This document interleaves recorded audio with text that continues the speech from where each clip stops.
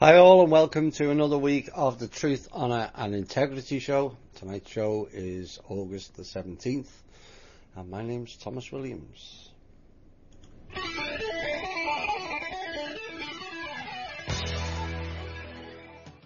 Hi all and welcome to another week of the Truth, Honour and Integrity Show. My name's Thomas Williams. Glad to have you all with us this evening. We have an interesting show.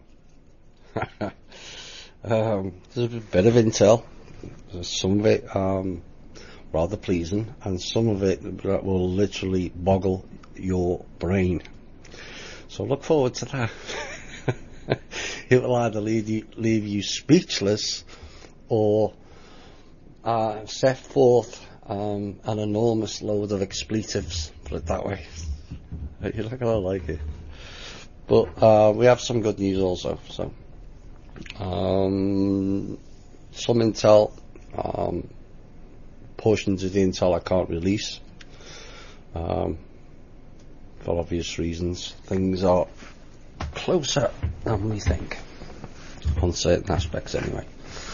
Right, this is the Truth, Honour and Integrity Show. We're going to go into the usual of the emails and all that stuff. So if you want to email the show, it's truth.honour.and.integrity@gmail. So you can send in questions if you're not on the Facebook page, which is the Truth, Honour and Integrity Show.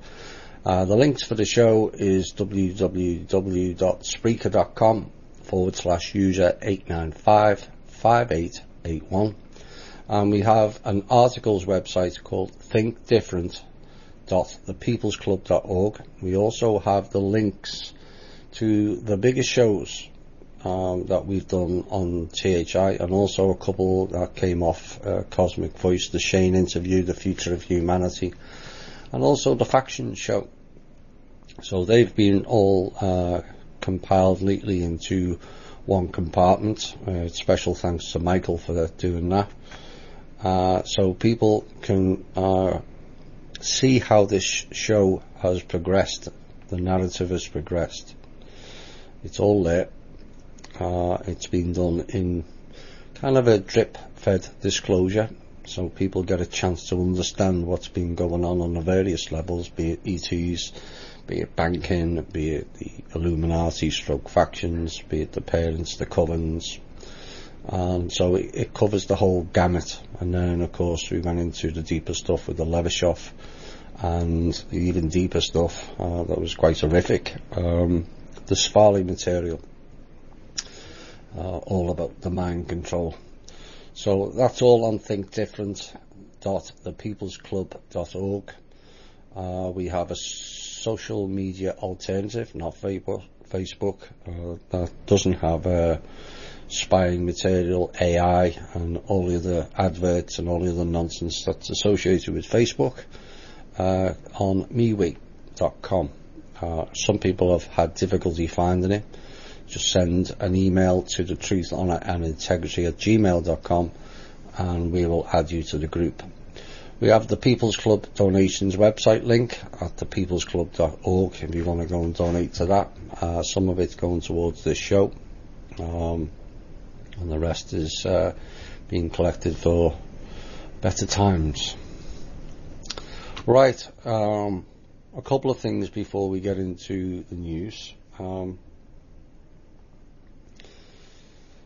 There's some issues going on the Facebook page. Not a surprise. Of course, we've had a lot of fun and games, and there'll be another portion of the fun and games in tonight's show. But there's a number of groups that are not happy that the truth has been outed on our particular show. And we've got the Org Tellers group, the David Wilcock group, the Corey Good group, some rather bitter people left over from Cosmic Voice, plus the usual agency trolls deliberately trying to cause disharmony in the group. I'm asking for all members to be aware of it and don't fall for their nonsense. And the other thing I would like to remind members is that the Facebook page is a freedom related group. It's not social media.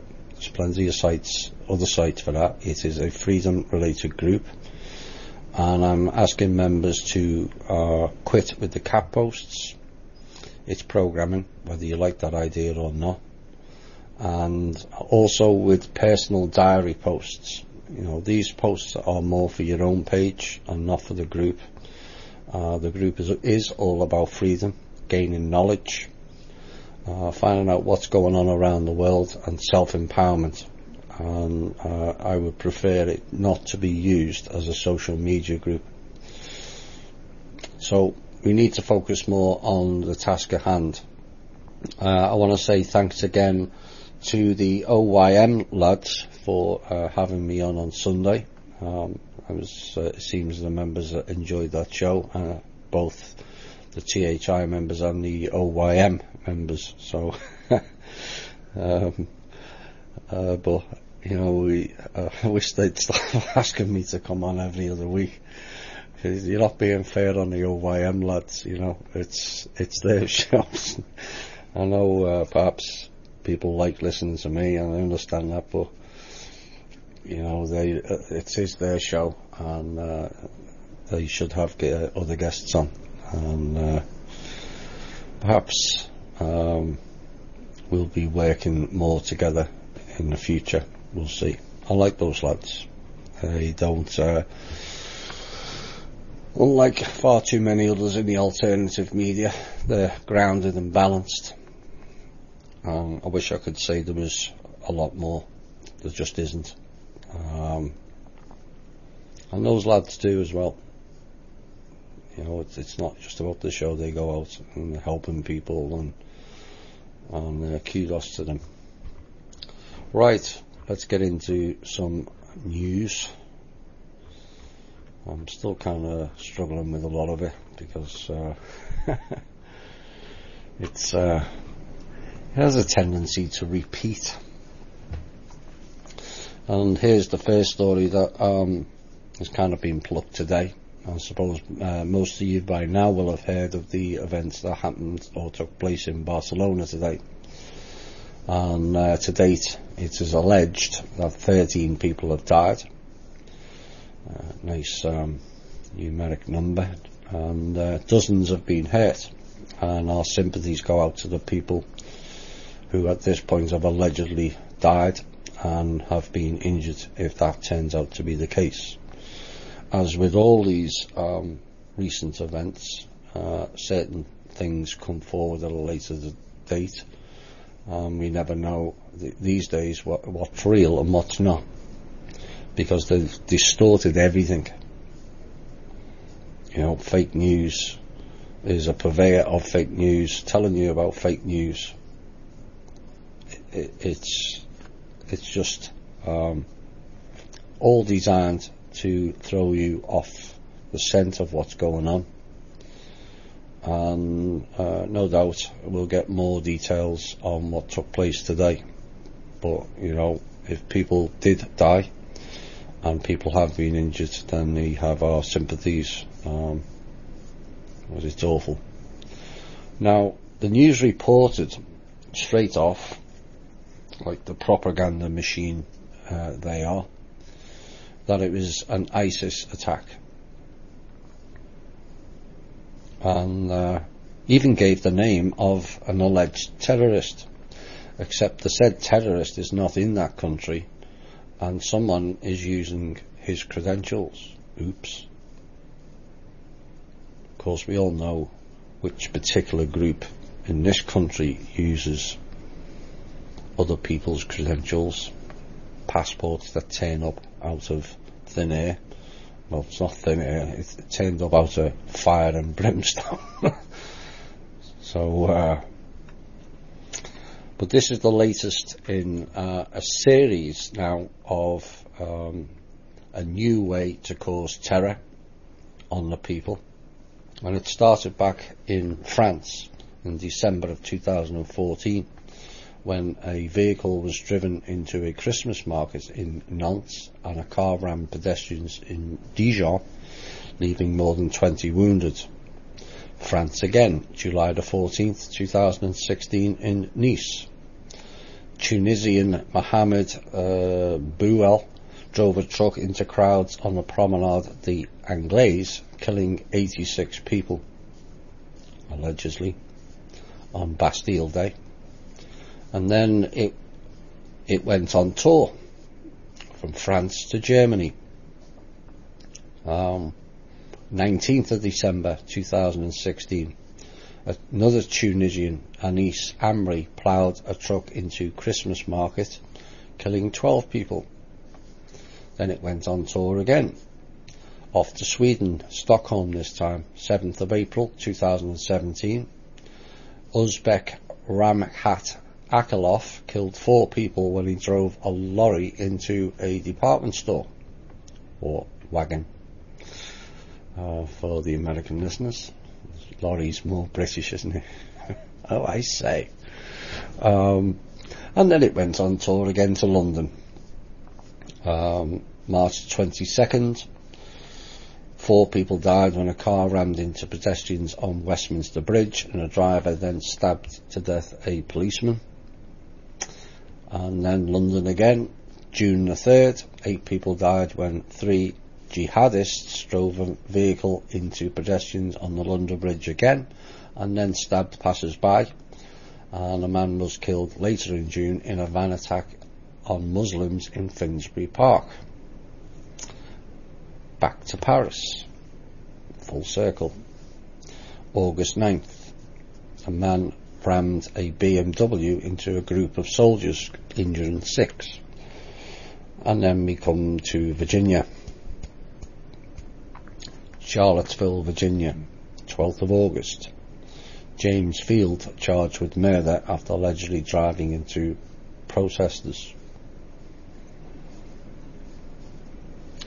You know, how many more of these events, whether real or not, are they going to use vehicles? I'll have more on Charlottesville later on. Now, this has kind of made the news, but it's been going on in private for a number of weeks now. In fact, a number of months, basically since January. And a cabal of leftist, whatever that means, deep state government workers, globalists, bankers, adherents to Islamic fundamentalism, and establishment Republicans are conspiring to remove President Trump and impose cultural Marxism in the United States, according to a former White House aide who darkly worded memo detailing the alleged conspiracy got him removed last month from the National Security Council.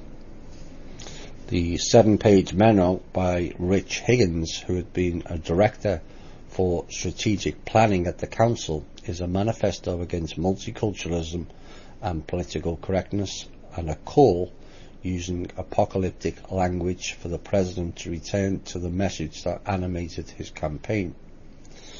And it was stated it's not clear the documents ever reached, whether it reached Mr. Trump's desk, but its emergence highlights the deep divide within the White House between Lieutenant General H.R. McMaster, Zeke Kyle, the National Security Advisor, and the hardline officials aligned with Stephen K. Bannon, Mr. Trump's chief strategist over the administration's direction. So, with its kind of rather highly charged language and overtly political tone, the memo, which Mr. Higgins drafted on his White House computer and circulated to his colleagues, set off alarm bells inside the West Wing. And most documents emanating from the National Security Council amount to dryly worded policy dissertations and intricate planning documents. Think about that one. So they're trying to bring Trump down, and we'll have further evidence of that in this hour.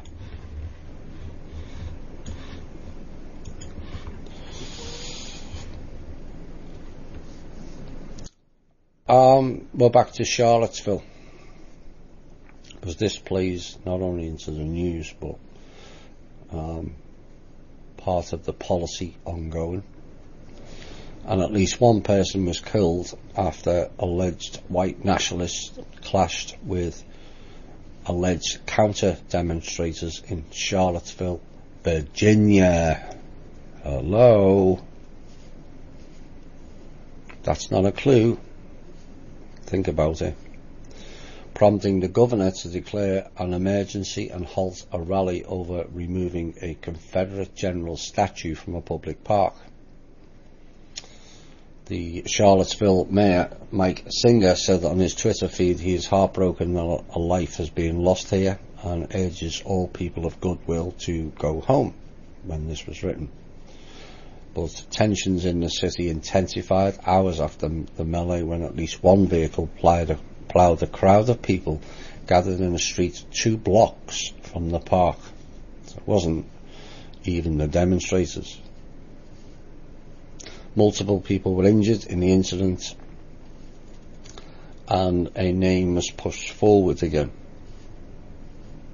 Remember me doing a piece a couple of months ago where I mentioned the amount of times a triple-barreled name was pushed forward into certain events in American history, be it real or false flags. Well, here's another one. Alex James Field is the alleged driver of the said vehicle, whose number plate was GVF 1111. Of course, we all know how they like that particular number in numerology. Twin towers twice the destruction.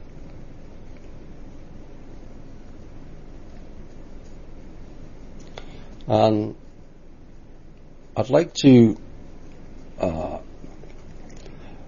point out that there was a lot of KKK.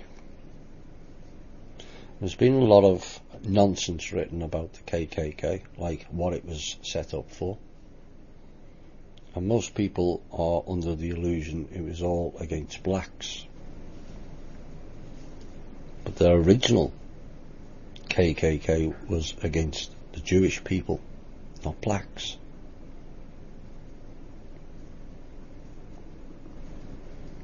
And the first Klan was founded in Pulaski in Tennessee, sometime between December of 1865 and August of 1866, by 6 former officers of the Confederate Army, as a fraternal social club inspired at least in part by the then largely defunct, wait for it, Sons of Malta,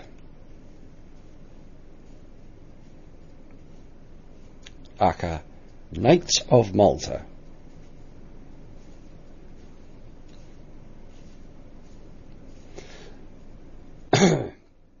This is kind of what we're dealing with.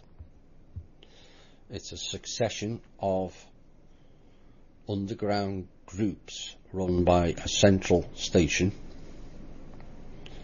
largely from Virginia, who dictate policy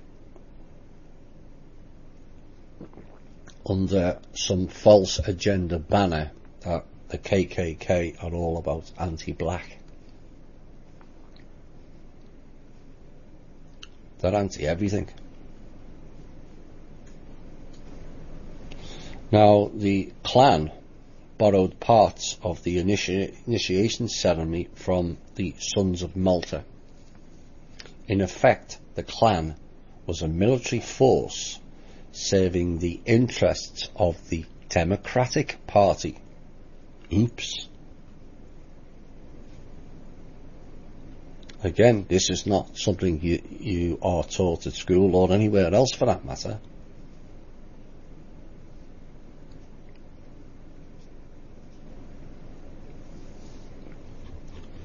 The KKK, of course, we also had we covered in the faction show about Albert Pike, also in the KKK, on his three World War prophecies. So do you really think these people are just anti-black? No, they're policy makers. They show you the sleight of hand, which is against all the people, but the face tells you it's anti-black people. No, it's anti-us. And the Ku Klux Klan has nothing to do with anti-black, and everything to do with subverting the populace into divide and conquer mode.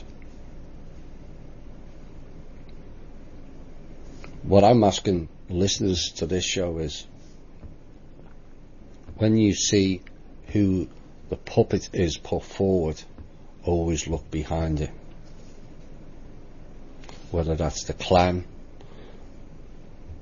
the Republican Party, the Democratic Party, who's operating behind it? Because what was shown is a complete waste of time and largely a lie. It's the hidden elements that's the problem. People think the Illuminati is X, Y and Z. It's the hidden elements that have always been the problem. Remember, the Illuminati, as it was, it's now the factions, was the fourth layer down in the structure of control. But we thought it was all so important. Not really.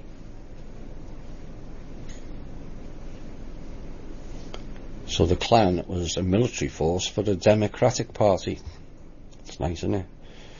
Largely set up by the Sons of Malta, Masonic right groups. So this is my opinion. The Charlottesville events and press conferences are a Langley-led ploy to remove the president. Period. The gender-driven race riots has been used before, remember. But it's up to the people to see through the illusion of their divide and conquer. It's pure idiocy on our part if we keep falling for the same stunt that they've pulled over and over and over again. Now, Mr. Trump is in a total no-win situation here with this particular event, and that's why it's been set up. Certain things are close to fruition. Certain things are about to end. Certain things are about to be disclosed.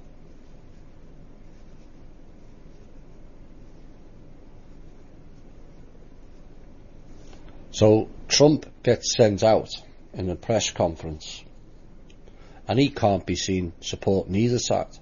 He can't win, and that's exactly what they wanted.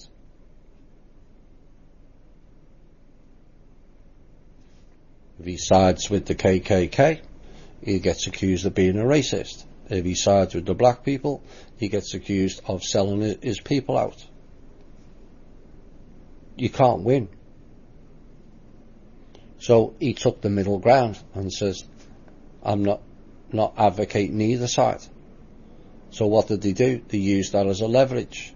The president's weak. He won't stand on his convictions. No, you backed him into a corner he couldn't get out of. But we're aware of what you're doing.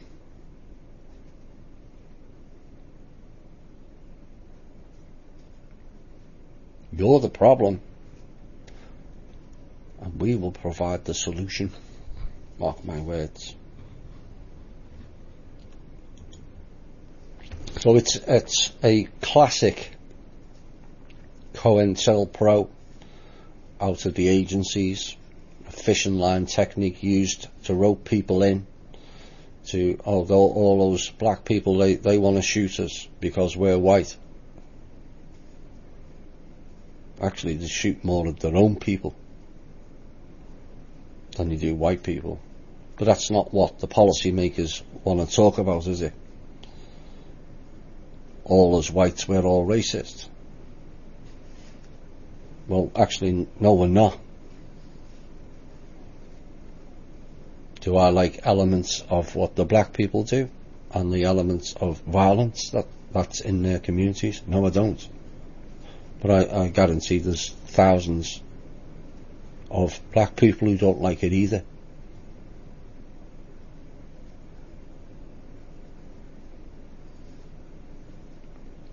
So Trump is now totally backed into a corner, and that's exactly what the policy makers wanted. It's up to us to back him out of it by not falling for the divide and conquer again. Just because somebody's a different colour to you doesn't mean you have to fear them or discount them. Just because somebody is from a different country, the same reason. Gender, sexuality, religion, it's all being used. All of it is divide and conquer. If the gay, lesbian and transsexual community think that all these recent policies are to do with supporting them and how they have a right, you're wrong. You've been played. It's another agenda.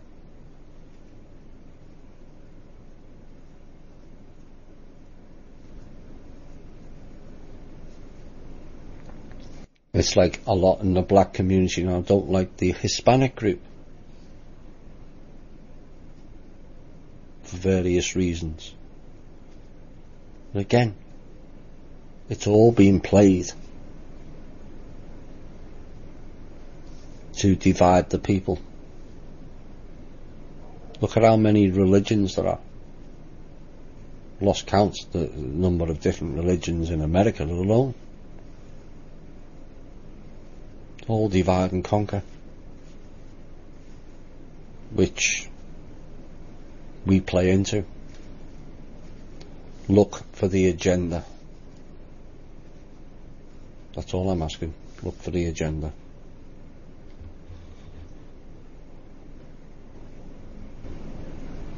Because this is the type of lunacy. And one questions who this particular leader is being paid by. The North Carolina KKK leader says that he is glad that anti-white supremacist protester Heather Heyer was run down and killed in Virginia. Really? Neo-Nazi James Field, triple barreled name again, Alex James Field, faces a murder charge for the death of the 32-year-old who was protesting at an alt-right rally in Charlottesville before she was killed. I'm sort of glad that them people got hit, and I'm glad the girl died. Justin Moore, a grand dragon. Hello. Another group, divide and conquer, all out of the OTO.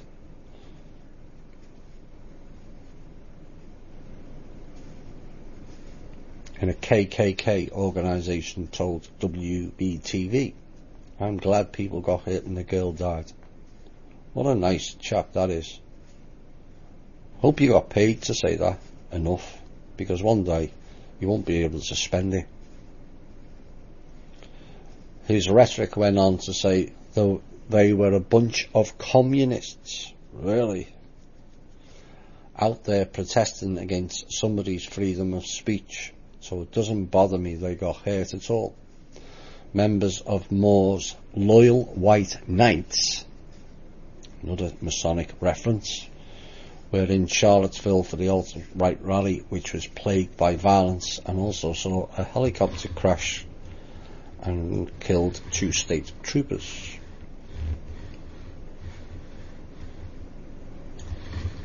I mean, what rational person comes out with stuff like that? I'm glad somebody got run over because they were protesting. Doesn't really make much sense, does it? Unless it's part of an agenda.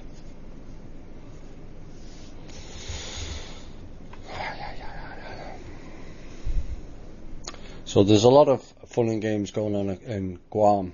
The island are rather concerned about the rhetoric allegedly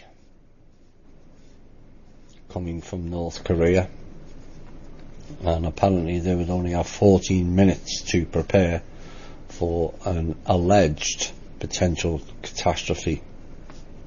That's the estimated time from a launch of a mid-range ballistic missile in North Korea until impact on Guam, where residents seemed resigned to the belief that their fate is out of their control. No, it's not. Go and see the Kingdom of Mana, people, and go and declare your own sovereignty. Guam belongs to the people, not to the American Inc. military.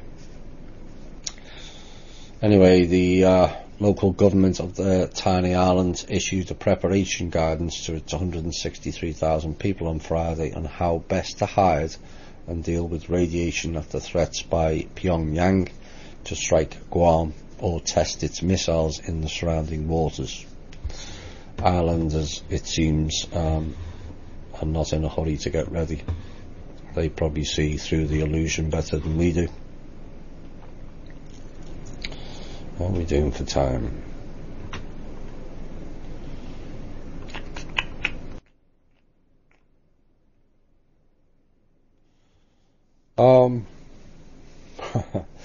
A sign of the times.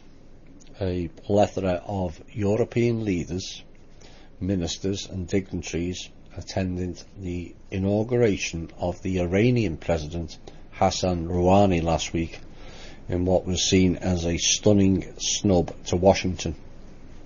It was a clear sign the US is losing its control over Europe, and according to the US President Donald Trump and the American Congress, Iran is the world's biggest state sponsor of terrorism. I think that will be retracted one day.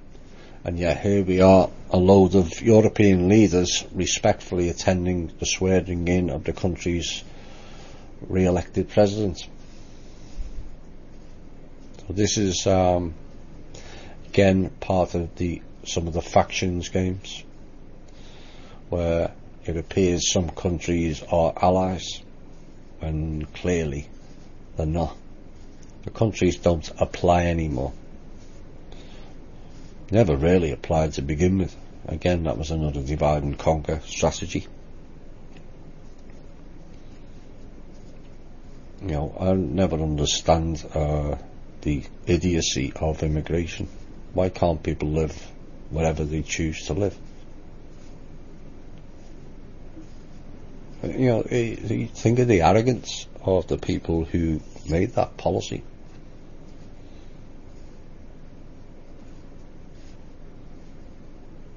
There's lots of people who want to move to Canada. There's lots of people from Canada who want to move to America, but you have to go through these lengthy processes.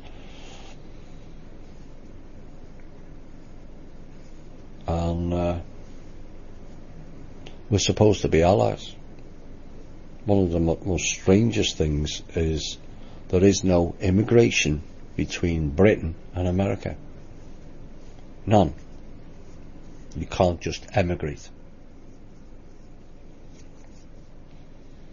You have to buy a business in America. That's how I end up coming here.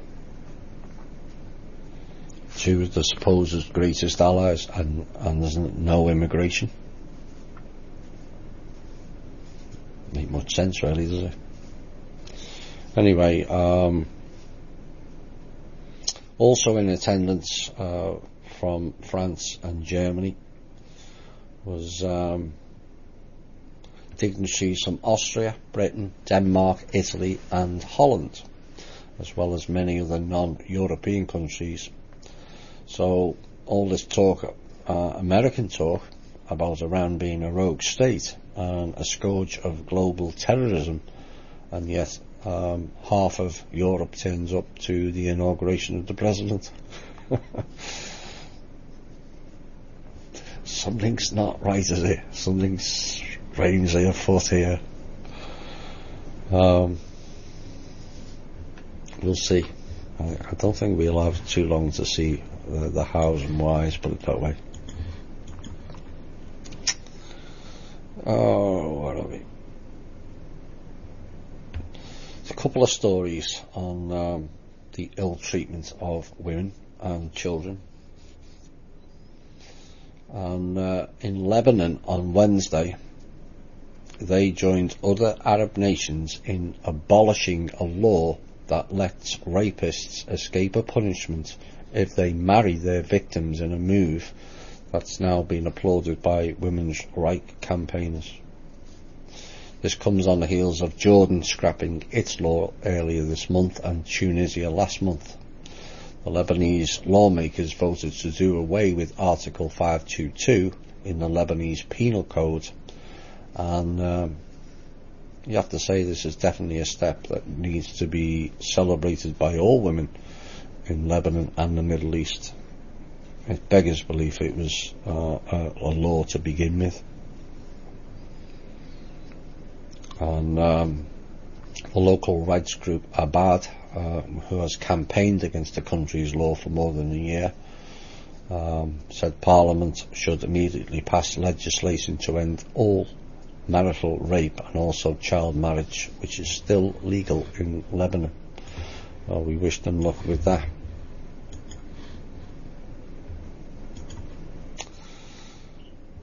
And here's another one that literally defies belief.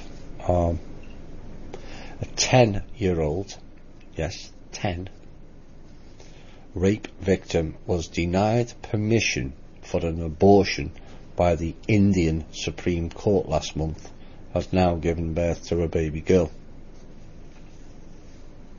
Again, these laws around the country, around the world, I just find mind-boggling in this day and age. Well, never mind this day and age, in any age.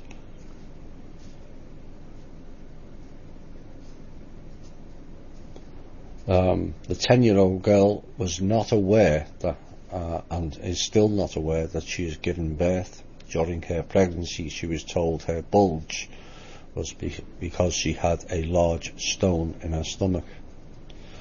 And the baby, weighing 5.5 pounds, was delivered by caesarean section in Chandigarh on 9:22 yesterday. Both the mother and the newborn are doing fine, and the girl, who alleges she was raped several times in the past 7 months by her uncle, who has since been arrested. I mean,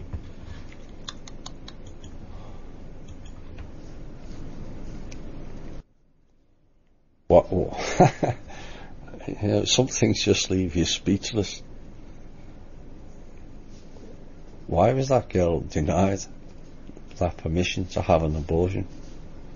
It's like the parents last week being denied the right to take their child to America for treatment.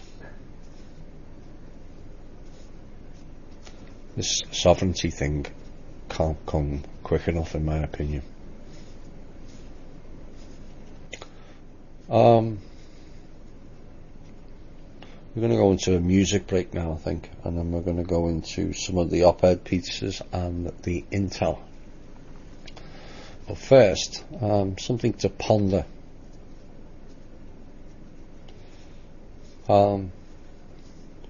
Some arrests have allegedly been made of some of those who toppled the Confederate statue this week.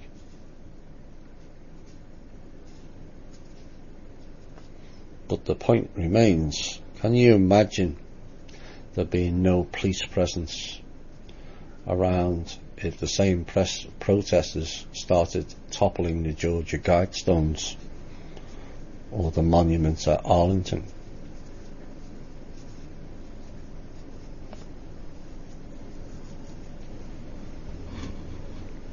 Why did they just stand there and let it happen? Who dictated that policy? And this is where the police are going to have to be warned about it many, many times. Going to have to be very careful which side they choose in the future. Because one day the people will snap. Alright, we're going to go into a music break. This is going out to the cabal.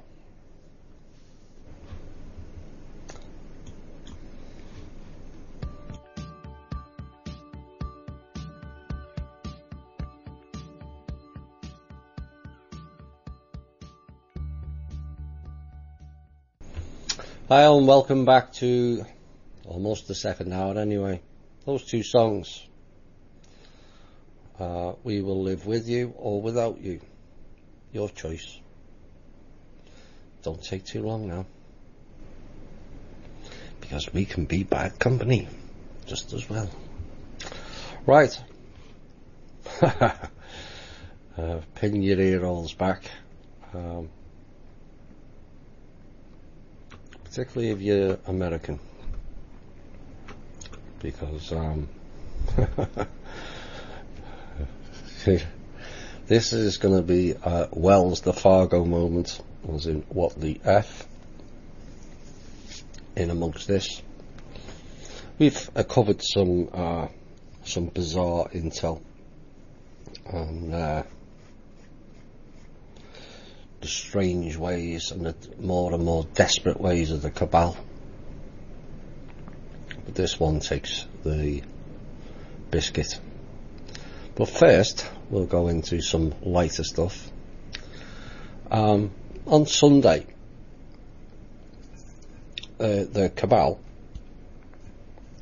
tried to leverage the whole of Puerto Rico's in-ground assets to the Shanghai exchange and used the Bank of China's depositors against it.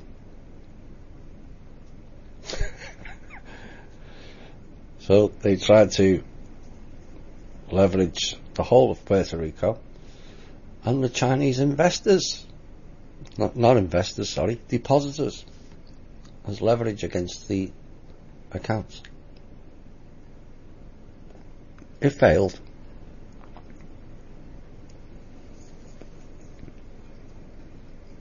Now, they've also tried that same stunt in Africa.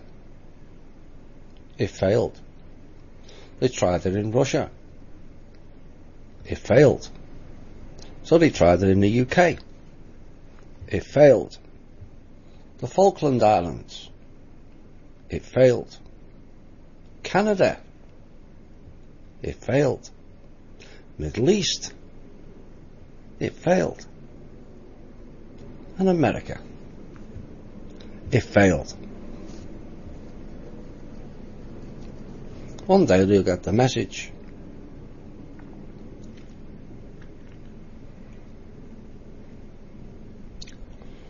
Now, this next part is the Wells the Fargo moment, because this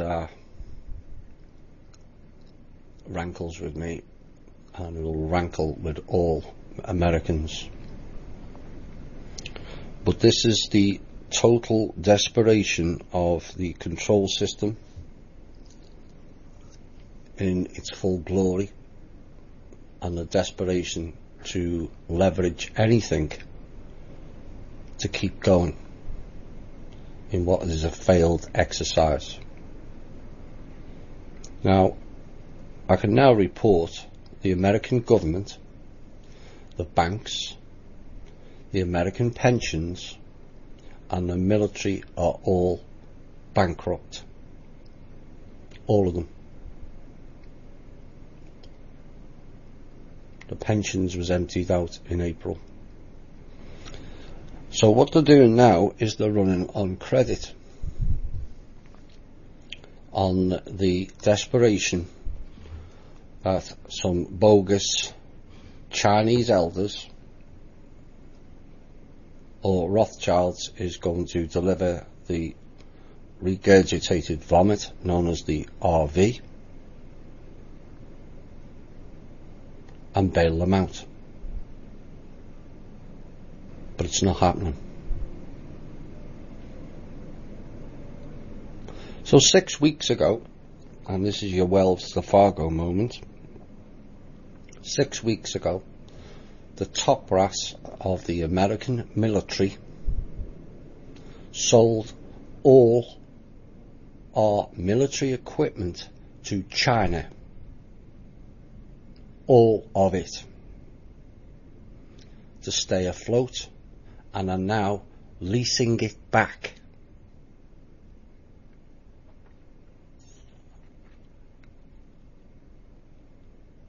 I mean, how stupid can we get? Or they get? Both of us, in fact.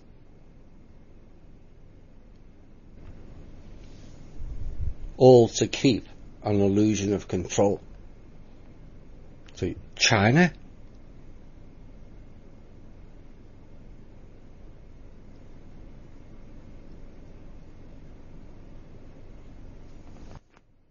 Of course, the puppets on the Clinton or Clonton news network has been telling Americans we are nearly at war with China over what is basically a few sandbanks in the South China Sea, not North American Sea, the South China Sea. It's called that for a reason, because it belongs to the Chinese. And we're putting destroyers over there because we're going to challenge the Chinese. And in the meantime, our top brass sells all our military equipment to China and then leases it back.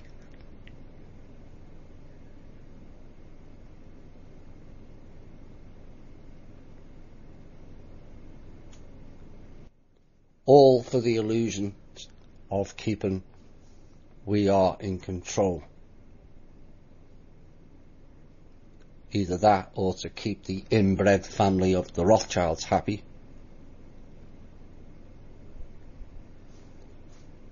How do you think the American people is going to view this level of stupidity?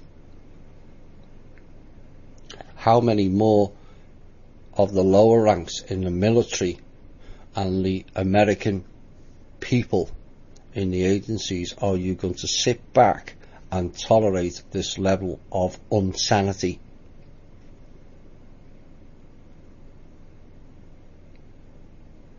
These people have stripped our country bare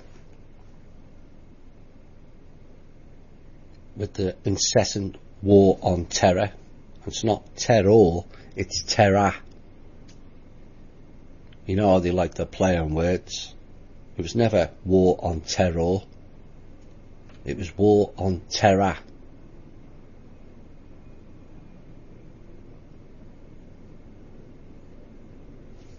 So they've bankrupted the government, they've bankrupted the banks to stay afloat. Bear in mind, most of our budget goes on military, and they've emptied the pensions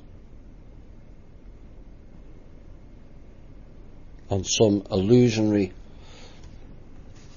plot that these Chinese elders are going to bail them out with an RV, or the Rothschilds are finally going to deliver something other than it failed.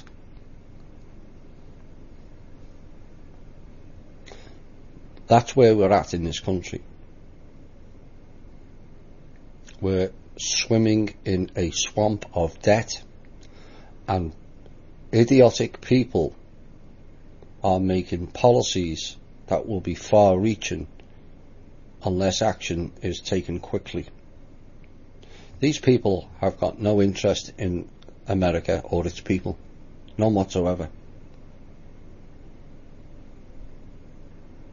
I don't care how many badges they've got. We have sufficient people in this country to take it back. Preferably not with violence.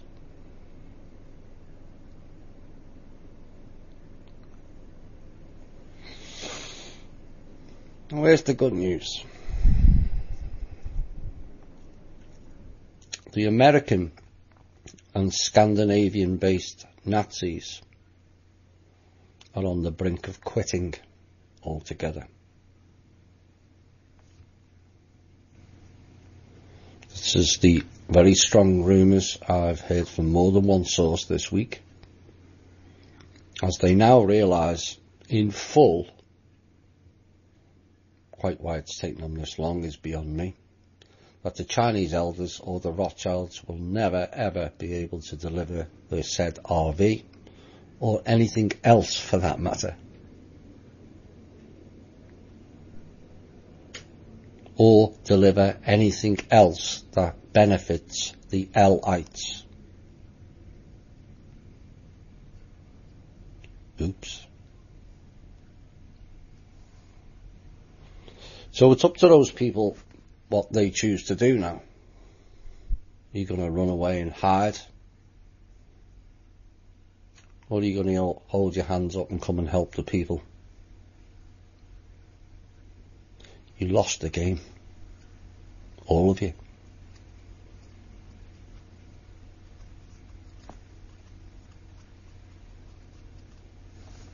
How many more failed attempts do you need before we find a semblance of a brain cell?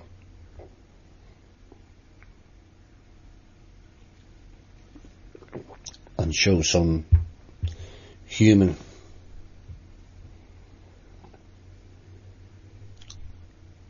sides of things, like compassion, love, personal responsibility. You all had your fun and games, except that those fun and games were at the expense of the people. But the people fought back, didn't they?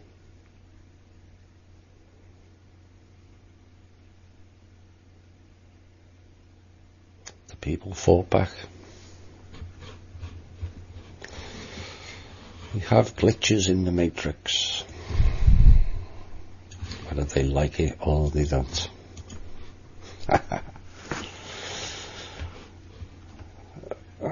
I mean,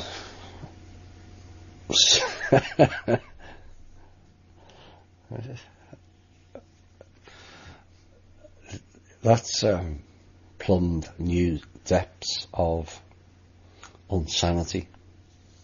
Selling Olympian military equipment to a country you're allegedly spying on and fighting against. Again, it's all the illusion to make you believe, the American public believe, that, you know, we're the all-conquering America and China can't tell us what to do and Putin can't tell us what to do, and the reality is most people tell the Americans what to do. We're not in control of our finances, we're not in control of our military, we're not in control of our government.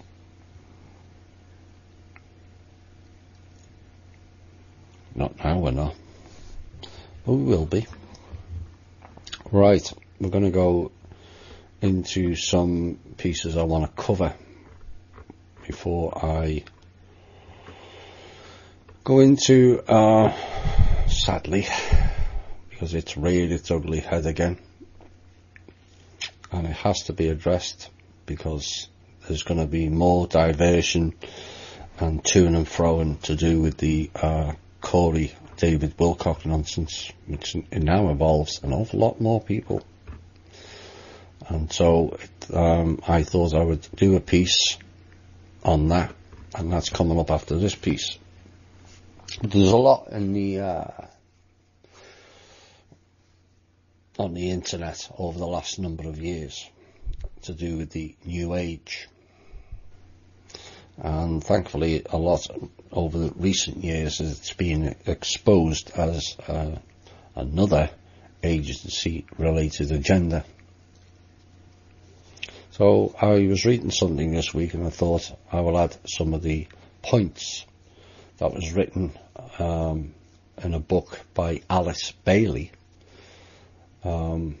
Education in the New Age, and it lists the New Age agenda, which was basically to indoctrinate children. And the list includes the following objectives. Children should be trained to accept a one world global government and culture without question. 2. Full implementation of the anti-Christian educational philosophies of John Dewey, but with a more Eastern metaphysical approach. Oops. Of course, we've been bombarded with how much things are better in the East, with mantras, chants, Kali, Shiva,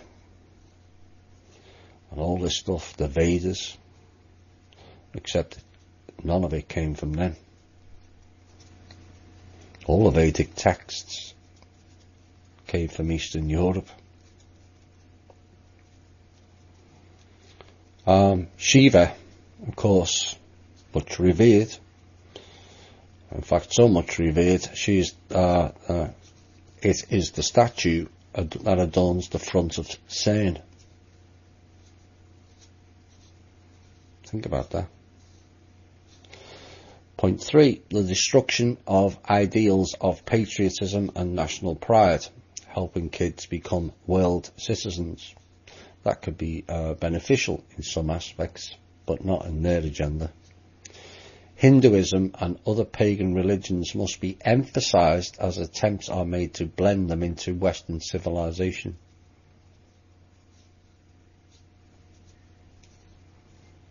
You see the drive of the religious structure and doctrine from the East now. Why did they? Orthodox Christianity must be demeaned and declared obsolete to the children while lifting up the New Age one world religion. Of course, the Pope visited with the Muslim Allah last year, Allah rather, group, all about merging the religion, where the Vatican moves to Jerusalem and rules the one world government and religion from there. So they thought anyway. The New Age pluralistic religion, all paths lead to God, all religions are equally valid, will be taught as the only acceptable belief system, excluding Jesus and his claims. Adolescents will be encouraged to force these doctrines on their parents, and we would be asked to rebel if the parents did not cooperate. Divide and conquer, split the family. Essential Christian doctrines like hell, judgment, or even heaven are to be mocked and denied, and rather karma and reincarnation should be taught. Permissive methods of discipline will be fostered, and concepts such as sin and guilt are felt to be unevolved and counterproductive. Really?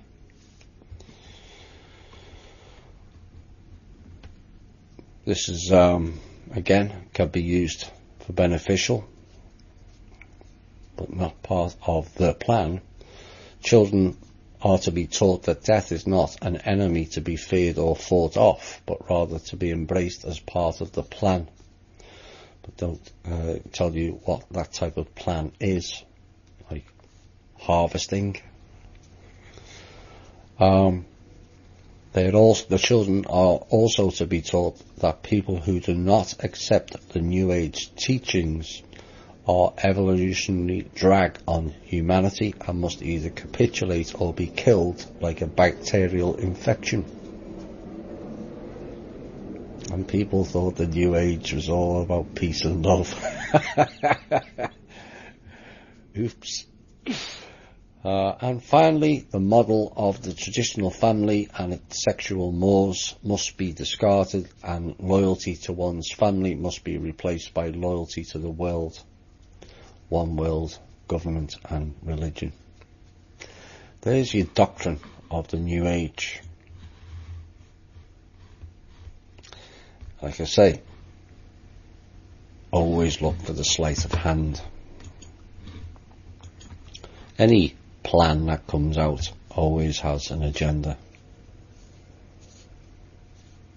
So like the big, like I said earlier, like the push for, even with the blacks, going back to the civil rights. If anyone thinks that was to benefit black people,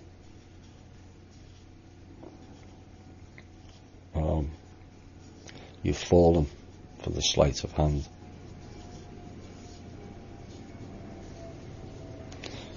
You focus on that. We're giving black people rights. No, actually, we're giving no people no rights. We're ending slavery. Now we're just going to enslave everyone. The oldest trick in the book. Right. I'm hoping that this is the last ever piece I do on these pair of clowns.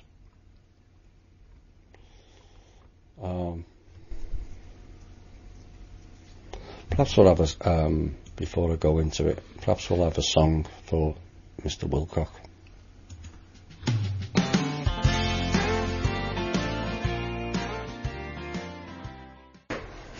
Hi all and welcome back. That was to David Wilcock. Missing is my favourite place to be, particularly after there's been a furore on the internet, which he is always appears to be involved in. Like I said, I hope this is the last, because I'm kind of sick of it. But there is a bigger agenda here that has to be pointed out. And Kerry Cassidy did a small piece on it, and I'm going to pull a small portion out of her blog that will start it off. But basically what's happening now is the alternative media battle lines are being drawn, and the defining groups that's going to start playing head games, of which they already have, will become more and more prominent as things go forward. So I want our members and listeners to understand who's who, what's what, and what they're up to. So this is a small part that Kerry Cassidy put out. Good, Wilcock, Tompkins and the Gaia TV faction, backed in part by money from Gaia TV and a portion of the SSP under Admiral Bobby Ray Inman. This faction was only recently joined by Tompkins shortly after my interview, that's Kerry Cassidy, with him back in December of 2016. She goes on to say, from my prior dealings with Tompkins, is he does not support Wilcock or Corey Good information. However, it seems he was persuaded to go along with the agenda because it contains enough disinfo to muddy the waters. This, in their view, is necessary as part of the overall drive to disclose but keep the public in a confused state of mind. And I endorse all of that, because that is exactly what's going on. Then we got the Tom DeLonge faction. Various top military brass are behind this faction, including a division of the CIA and Open Minds TV. The next faction, Stephen Greer. associated with a portion of the CIA. Sound familiar? And the other faction, according to Kerry, is the Kerry Cassidy faction, stroke Project Camelot, which is, in her words, a grassroots organisation with a huge YouTube following, 152 million unique visitors with 165,000 subscribers at the time of this writing, with an emphasis on a high-level whistleblowers with above top-secret clearances. It was. And she proudly announces that she's been recently backed by grassroots effort by right-wing pundit Robert David Steele, who teamed up with left-wing Cynthia McKinney to reform the government. She thinks Mr. Steele is not part of the problem, then maybe Kerry's part of the problem also. So that was a good list, and I'm going to give credit to Kerry Cassidy. What she missed in that is the role of the Coven people in it. This is the hidden element of the Covens. Their numbers are drastically reduced to what it was, but they still have players playing games. So what we've got now is Corey and David have script writers working overtime, basically.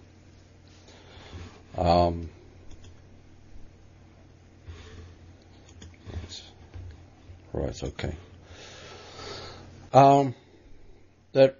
Their script writers are working overtime, writing fake threats to himself and Jordan Sather, one of Corey's kids, and presenting it to the public via one of their sock puppets, Justin Deschamps.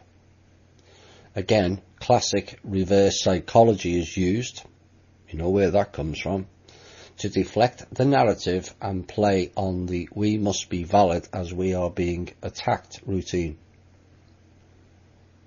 Actually, it's more narrative-driven bullshittery again, all designed to confuse the public. Now, Justin Deschamps goes on to say that these fake people making threats are trying to split the community, in his words. Really, Justin, because this Corey and Wilcock bandwagon that you are part of is exactly doing what they were paid to do by the Coven members at Gaiam TV. Split the community. Period.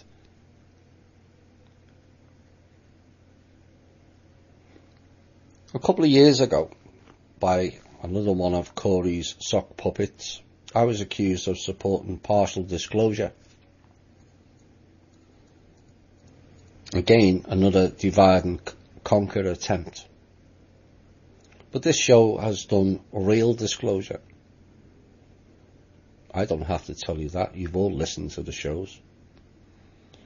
In a way that all can get a grasp of what is being delivered.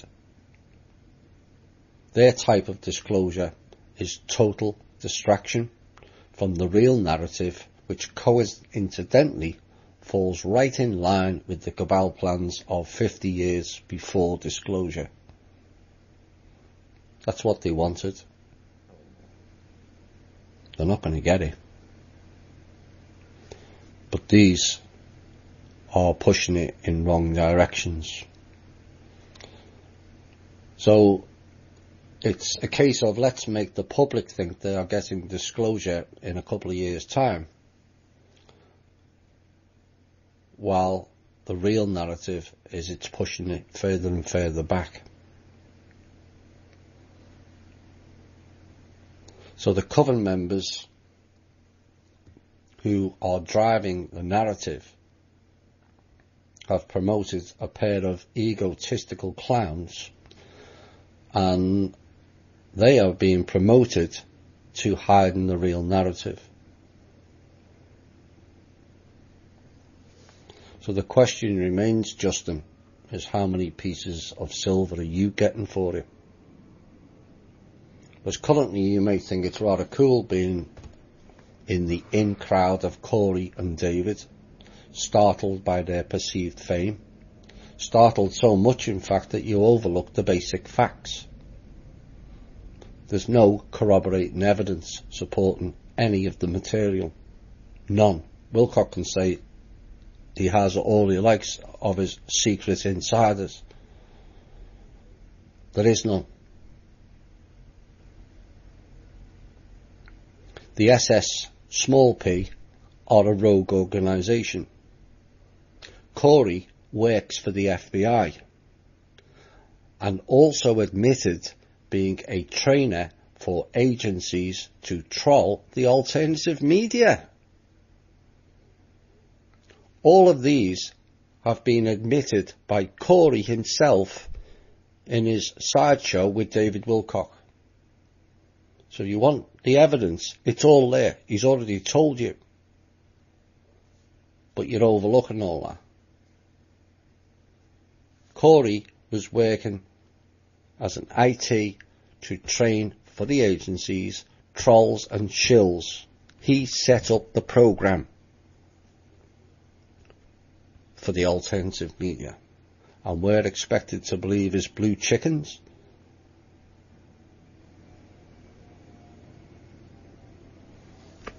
If you don't believe me, go and listen to Wilcock and Corey's shows, because the fact that he outs himself as an FBI infraguard agent, which started the same time as he came out, the fact that he outs that he also worked for the agencies, training trolls and shills.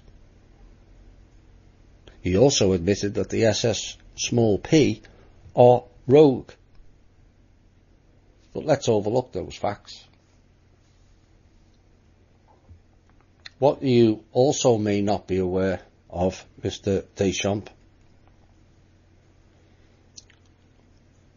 is the collusion between Corey Goode and his wife to create a story that fell in line with the law of one bullshittery to get the attention of David Wilcock.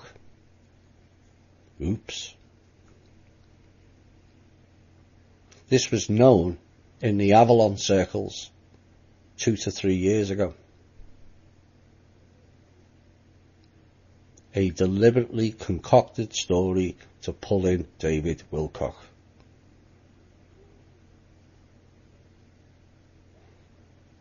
But you carry on, Justin, playing their sock puppet, because when they have finished with you, they will drop you like a stone.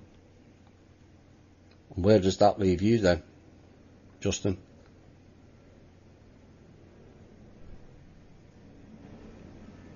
Wilcock's dropped numerous people along the way, as you'll find out.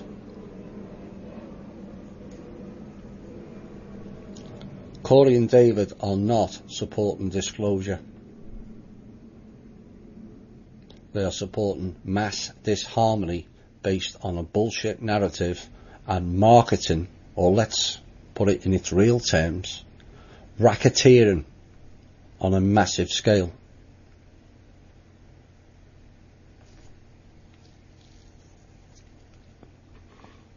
So, Mr. Wilcock went missing, didn't he? Which is why I played the song. It's not the first time he's gone missing, as you will find out. But Mr. Wilcock's famous for his use of synchronicities, except he fails to notice his own. Out he comes this week with the pity party, and yet again, after the furore has all died down, in which he goes missing, he then reappears 1 to 3 months later. Again, synchronicity, David. Warns of a fake attack on him via his car brakes, which is exactly what happened to him and a repeat of a same incident that happened allegedly back in 2001. Yes, some of us do real research, David. Why didn't you notice the synchronicity of that, David? And yet again,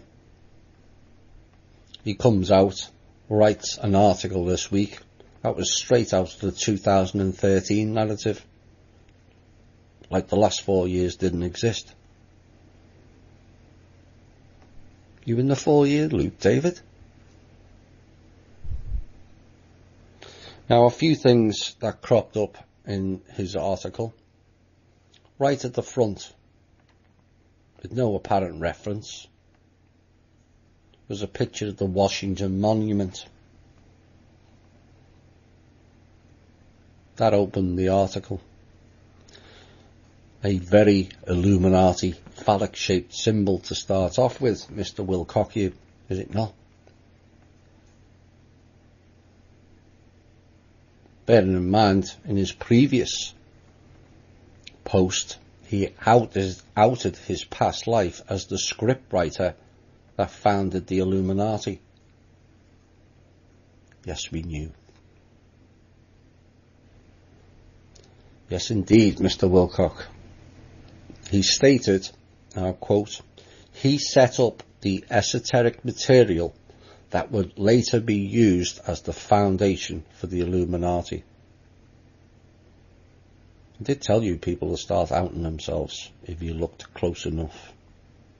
His words, not mine. He also went on to say the Dark Alliance are attacking him. Really, David? The Dark Alliance? You mean the SS small p are attacking you? Because they're the Dark Alliance. The real Dark Alliance.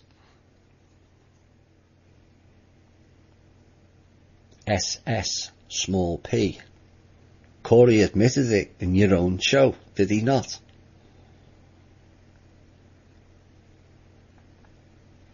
He also comes out in support of another distraction called Alex Jones. Poor Alex is getting his site attacked.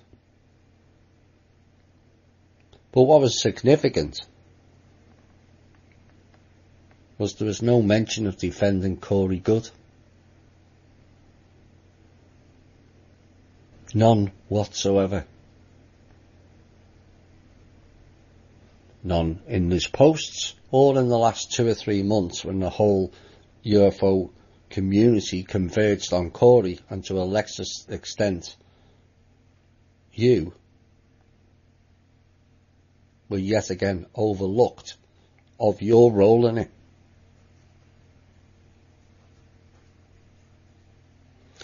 David then goes on in his post, mentions many times, again missing the synchronicity of it all, a CIA operation called Mockingbird.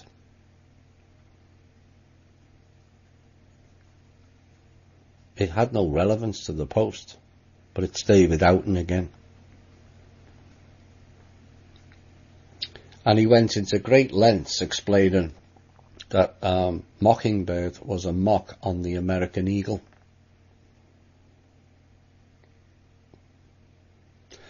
No, David, it wasn't. It was the Birdie program with the blue masks.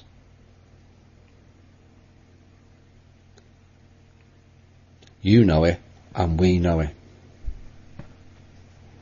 The CIA may have started and ended Project Mockingbird, but you and Corey reopened it, and Mockingbird became the Blue Avian, or the Blue Chickens, didn't it? But you carry on with your marketing plans to create, here's an idea for you, create a new episode of Sesame Street with you, Corey, and Big Bird Blue Avian, so we can all have a proper laugh. Except it's not funny.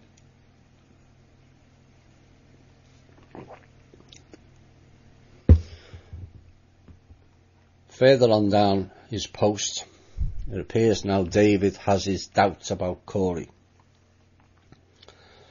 as he has pulled out of the Eclipse conference taking place this weekend.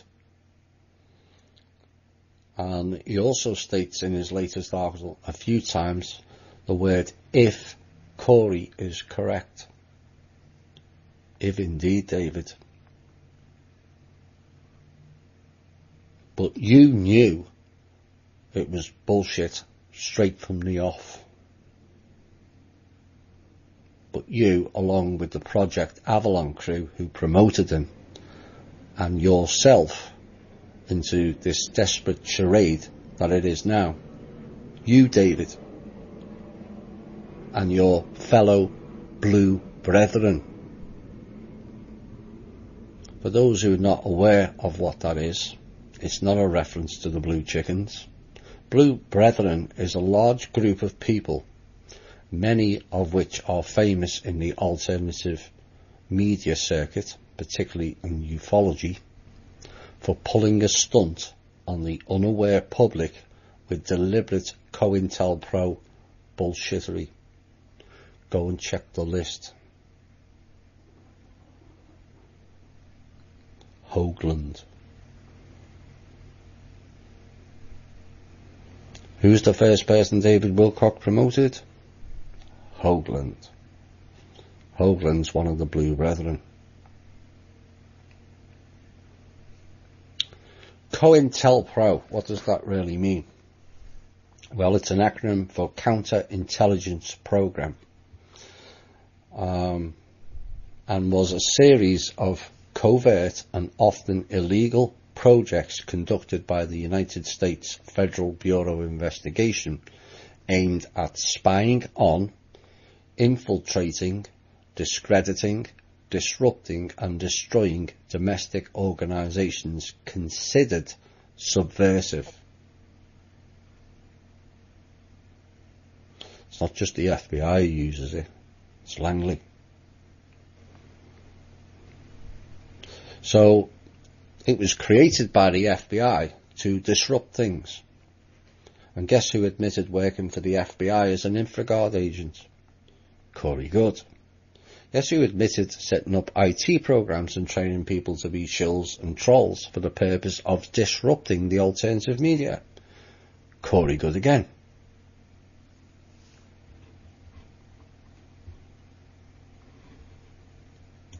David Wilcock is the master of reinventing the narrative when it suits his purpose.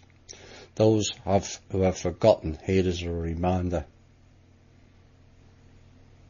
Now, I want to say, one of the best pieces of writing that was ever delivered in the alternative media was, I will give credit where credit is due, whoever wrote it. But it was attributed to David Wilcock and Benjamin Fulford, called Financial Tyranny. And most of that, if not all of it, is actually correct. A fantastic piece. Now that came out in January of 2012. Yet when I spoke to David Wilcock personally at Awake and Aware on September the 25th, 2011, David Wilcock was completely unaware of who Benjamin Fulford was. He asked me who was Ben. And yet suddenly within 12 weeks they're both writing a novel-sized book on financial tyranny. Then suddenly David continued with Ben for a while.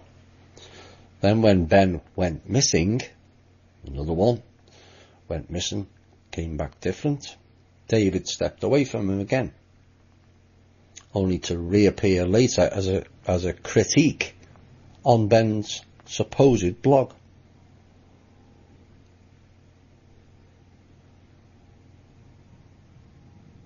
Let's not forget what else David promoted throughout the whole of 2012. he told everyone he would be personally ascending on December the 21st, 2012, as basically he was more special than the rest. Wrote books on it, and then went missing again after that event, after another failed promise, only to return again with the "I'm Edgar Casey" script. Then the family of Edgar Casey threatened to expose him, and so all that died down. He made the excuse on one of his shows or blog, saying he was losing members over the Casey material and was going back to Ascension and ET's SL. In the meantime, up pops another one. He introduces Drake into the equation, who David said he had personally vetted. Except what David kept quiet is he was hiding under a pseudonym back in 2002, ghostwriting articles for the Skolnick Report under the guise of Art Aqua. Back in September of 2002, David wrote a series of articles about military overthrowing the government, prosperity packages, militias being involved, ETs being involved, and mass arrests were going to take place. Sound familiar? It should do, as that was the focal point of a show he did in March 2012.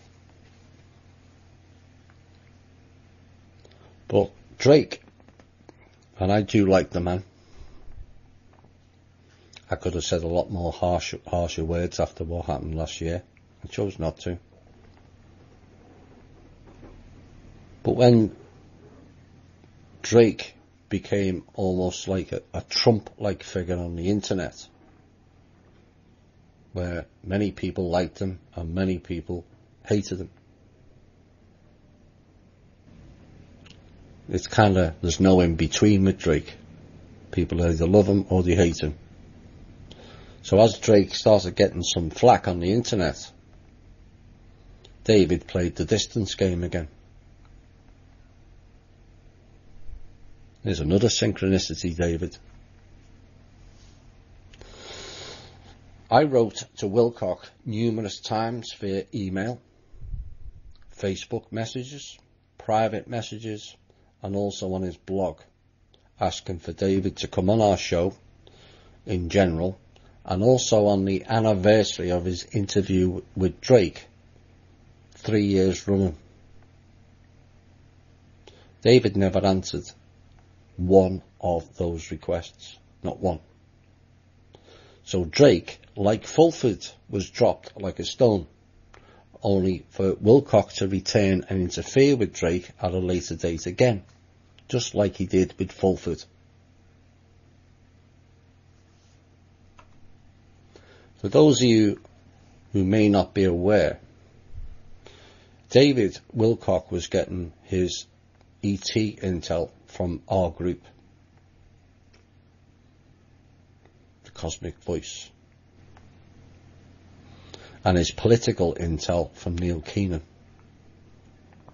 That was until Harry and Corey came along. Harry being Shane the Ruiner. Now, Shane warned David Wilcock that Corey's story was all bullshit many, many times. He ignored it, as David thought he could use that material to elevate himself into the all-knowing, I'm the only one with the intel narrative that he's rammed down our throats for the last 3 or 4 years. David was aware.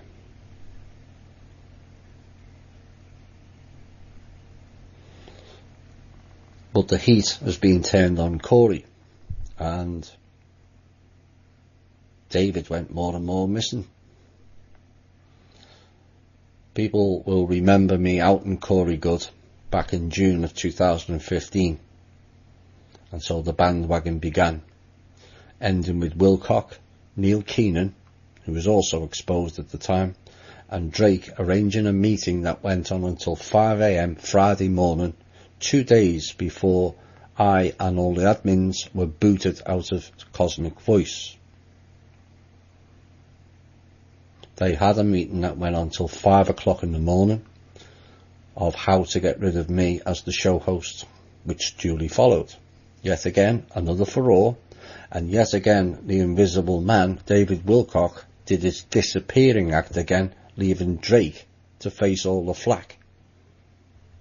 You getting the picture now?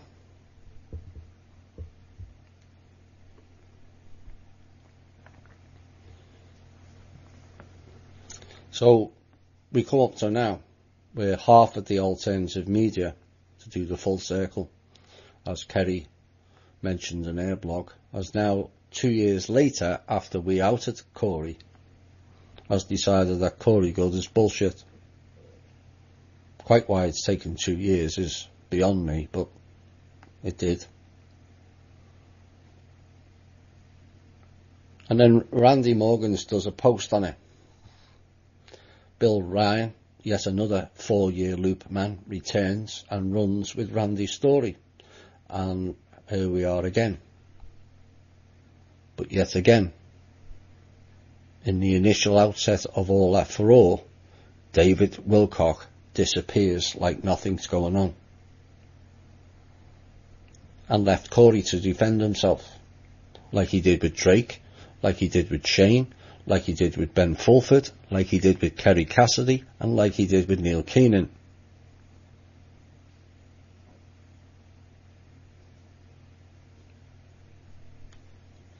So now he's pulled out of Corey's Mount Shyster conference, citing that he's too busy, according to him. Doing what? Counting all his money he's duped out of the public from his data mined books and material and bullshit stories, to write more blogs that could have been all lifted and copied and pasted from 2013.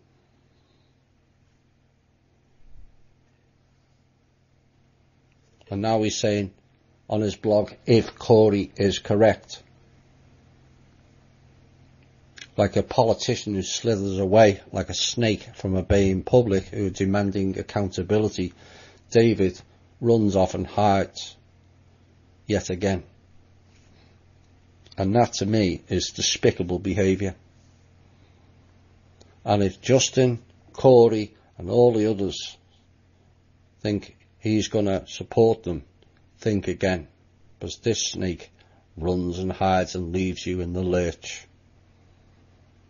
He'll protect his ego and his image while you sink like a stone, and you will, because you're going to get exposed, and you already are being exposed.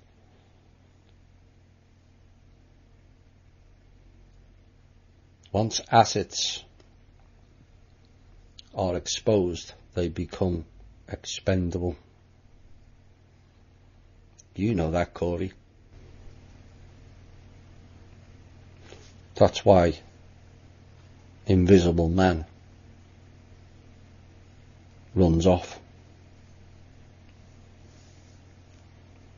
So I will extend the same offer to Mr. Wilcock as afforded to Corey Good. Come forward and tell the people you are part of a long-running script with the Blue Brethren Group and Stephen Greer to dupe the public and sidetrack real disclosure. That's what you've been doing. We're onto it, and more people will start seeing through the illusion and the racketeering before it takes place. So there'll be no 3 years planting seeds, Mr. Wilcock, and your harvesting and raw and the law of oneself. That's New Age That's why I read the first part out. It's indoctrination of children is what Wilcock, Corey Good, Justin Deschamps, Jordan and Teresa, Jay Widener and all the others that have now attached themselves, Cobra. You're not indoctrinating the next batch of children. You're just not. Enough's enough. I think we've all had enough of this. Next song.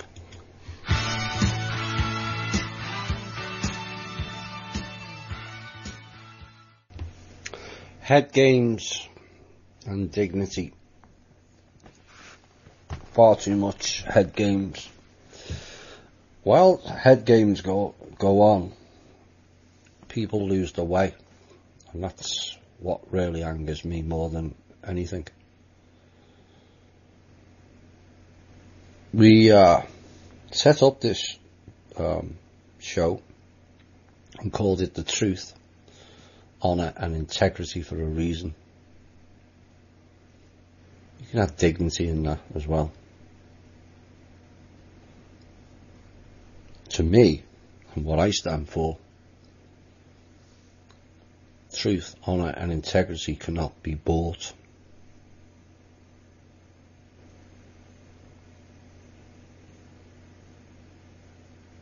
It seems this society is awash with contradictory people who seem to think they can sponge money out of the public for their opinion that's largely been data mined. There's a whole raft of them across the internet, some of them more famous than others, that somehow they can write a book based on somebody else's material and sell it and become a household name. But that's the definition of selling out. This is not what we're about, or what we shouldn't be about. If you're in the alternative media to make money, please piss off. The same thing that your greedy eyeballs are seeking is the same thing that controls us.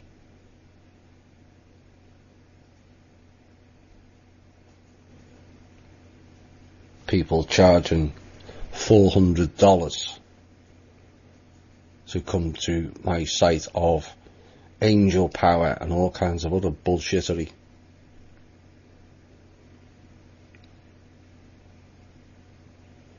$150 for this healing, $150 for that healing, $300 for an Akashic reading. Really? One-on-one sessions with people who infiltrate your mind and play mind games as well as head games. They're all there in the alternative media. They've all been exposed. David Wilcock himself, $150 for his one-on-one sessions going back 10 years ago. He's already admitted he's not an experiencer. So why would people pay $150 to listen to David Wilcock babble on? We have to get sensible with this.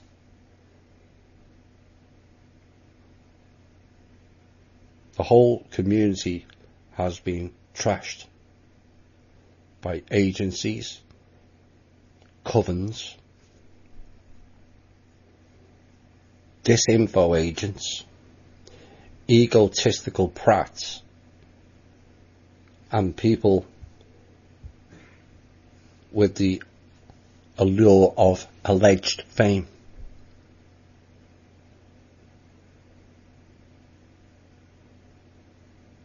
This is not about fame.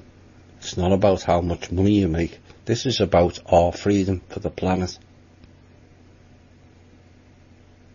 And whether the Earth's flat, round, square, oblong or whatever, it's not going to save the children in Africa, is it? It's not going to save the children, the 500,000 children go missing in America each year for sex and ritual abuse. It's not saving the homeless on the street, is it? It's not saving the people who are having their houses illegally stolen by rogue banks.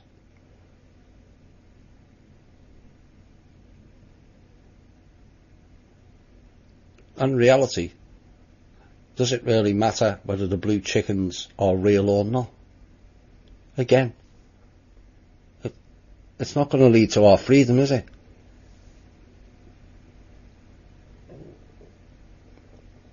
This is what we have to focus on. And David Wilcock and his crew needs to shut up. You've been exposed. Step down.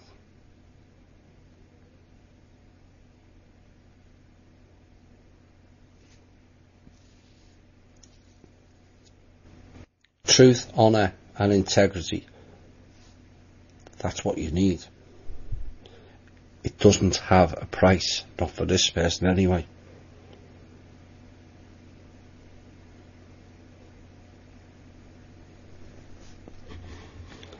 Now, one last thing I'm going to cover before we go into some questions is we had one of the members here, I'm not going to mention who it was, but that person mentioned something similar that a few others I am seeing have the same concerns. And it goes back to the term I came up with, the sin eaters. And something I said last November when I said we can't really help those who are not awake anymore. Now, because they won't accept the truth, which comes with a plethora of trauma,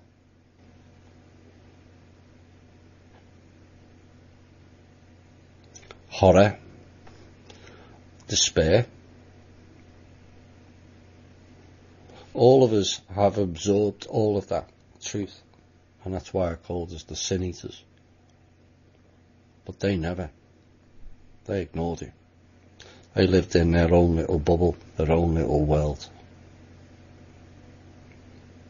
Now, as time's gone on, more and more people are seeing what I mentioned also last year, is the two worlds.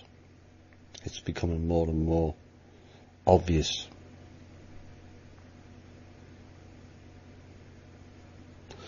I feel like when I drive probably 70 to 90 miles a day in my job. I'm beginning to think that people don't see me on the road. Because the way people are driving, you would think it was a computer game like Grand Theft Auto. I drive a big van. They don't see it. Maybe others are seeing the same thing. Everyone's driving around like it's the computer game. Going from lane 1 to lane 3, back to 1 again, in, out, zagging. Indicators don't appear to exist.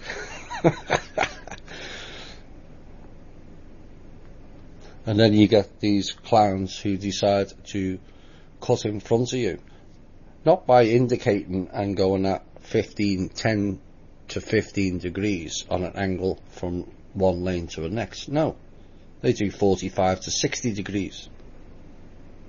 Again, you think it was Grand Theft Auto. It's as though nobody else is on the road. Anyway, I've kind of gone off track there, but going back to the sin eaters,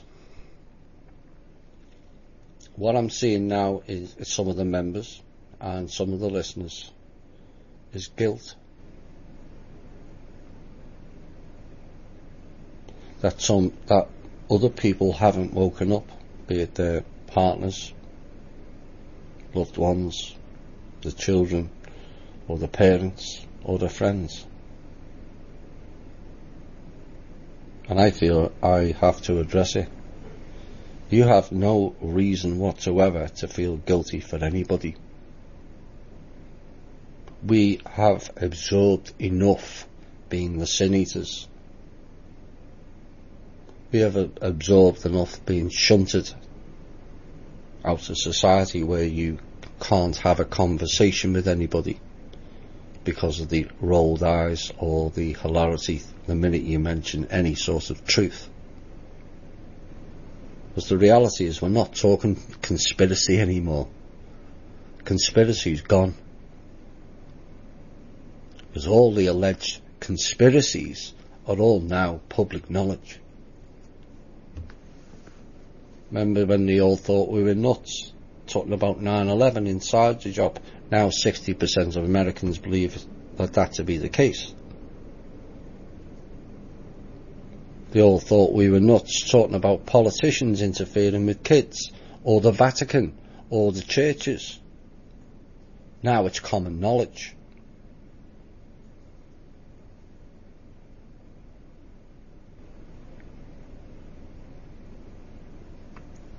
You could go on and on with what was conspiracy is now common knowledge, so it's not conspiracy anymore. So why are they still rolling their eyes?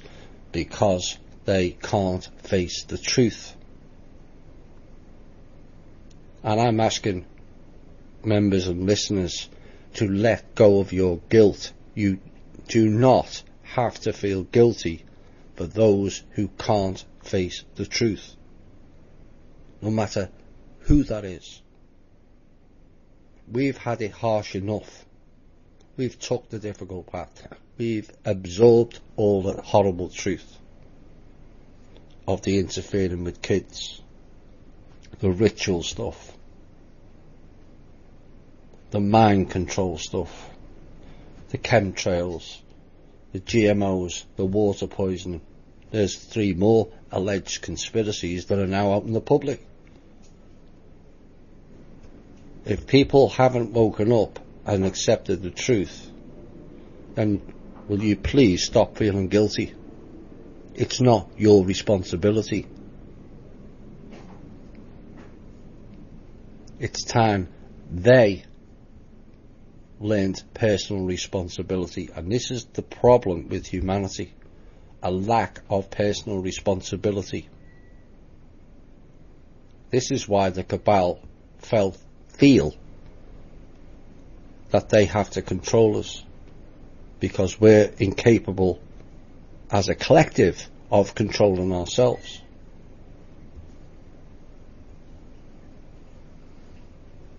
Yes, it's harsh when your partner is not awake, but that partner has had as much opportunity as you to see the truth over the last 4 years. We've had a plethora of disclosure, both small d and capital D. It's all there. Look at all the movies. You could spend 2 shows talking about movies that's related to disclosure. This show's picked out 3. The Blacklist. Basically, it's telling you what's going on now. The 100 series tells you all you need to know of the past and the now. The City of Light people, the ones who took the pill and won't accept the pain and trauma.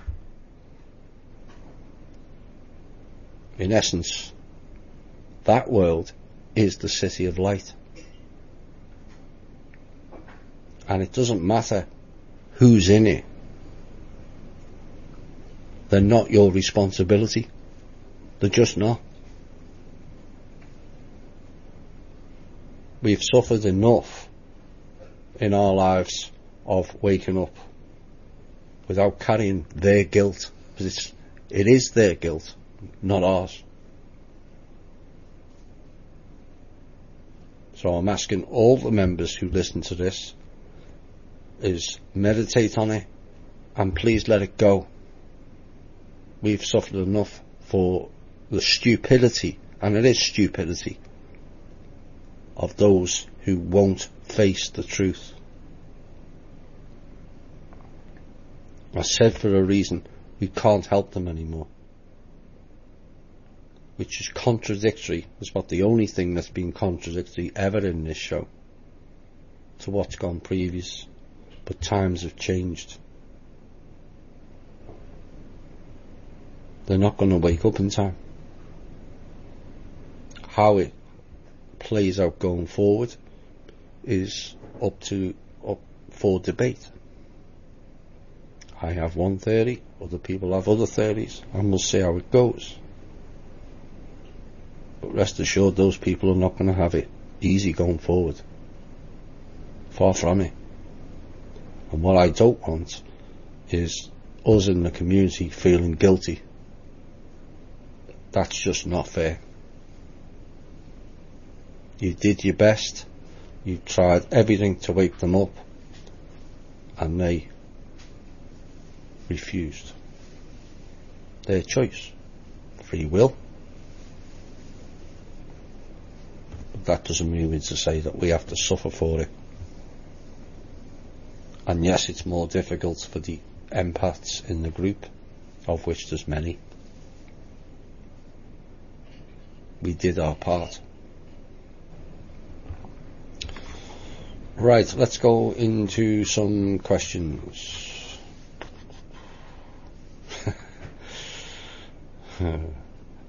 Are you personally involved in the high-level meetings with the military? No. Would I like to? Yes. Would I tolerate it? Debatable. I have much gratitude for the people that I am familiar with who are holding several meetings a day, some of them with the top brass, various agencies, various heads of state. I don't know how they go through that level of stupidity on a day-to-day basis. It's I'm kind of privy to small amounts of what gets said, but names don't get revealed, which is fair enough. I mean, it's beyond all reasoning. Of course, the intel showed you what the top brass had done. Sold all our military equipment to China. I'm sure our friend over at Cosmic Voice won't be too pleased when he hears that. So the answer is no. They do listen, whether I'm at the meetings or not personally. Rest assured they are listening. I imagine some of them squirm in the chair, and they should do. You've sold this country out and its people for far too long. What's your position on Kesh's plasma work and his plans in Ghana? Well, I don't know what he's doing in Ghana, but all I do know is Mr. Kesh did a massive fanfare, was it 2015-ish? Conferences in Italy. Promised the Italians 1 million of those devices by Christmas. Then it didn't get delivered, and to my knowledge still hasn't been delivered. Promised a load of things in Africa in a conference there, and I think the other one was in Asia. and unless I'm wrong, I don't follow his work because I think he's part of the problem. He may have a lot of knowledge. Whether he's co-opted remains to be seen, but either way, he spent, or his people and the ones who donated spent an awful lot of money on 3 high-level, very pricey, very costly conferences in 3 different countries, and we're yet to see a working, delivered unit. In fact, during the multiple hour conference, he didn't show a working unit. So I hope he proves me wrong. Said the same about Corey Good. I would have loved Corey's story to be 100% correct, because it's absolutely fantastic, but it's all bullshit. All of it. How much more hopium are we going to get before we go, it's crap? Like the RV and the Sara. It's coming. And Mr. Kesh goes on, quote, "We accept peace, and as leaders they are obliged to accept peace of the people. The Earth Council, the Universal Council and the core team have prepared the letters to the world leaders that we need peace." That part is correct.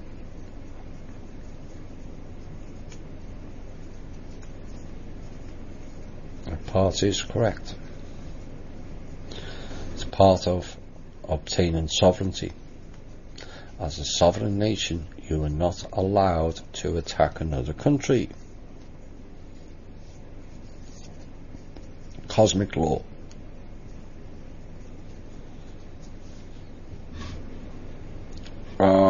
Next question.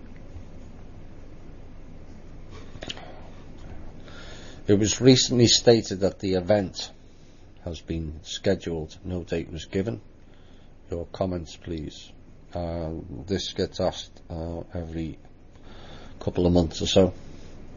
My answer is a question: which event?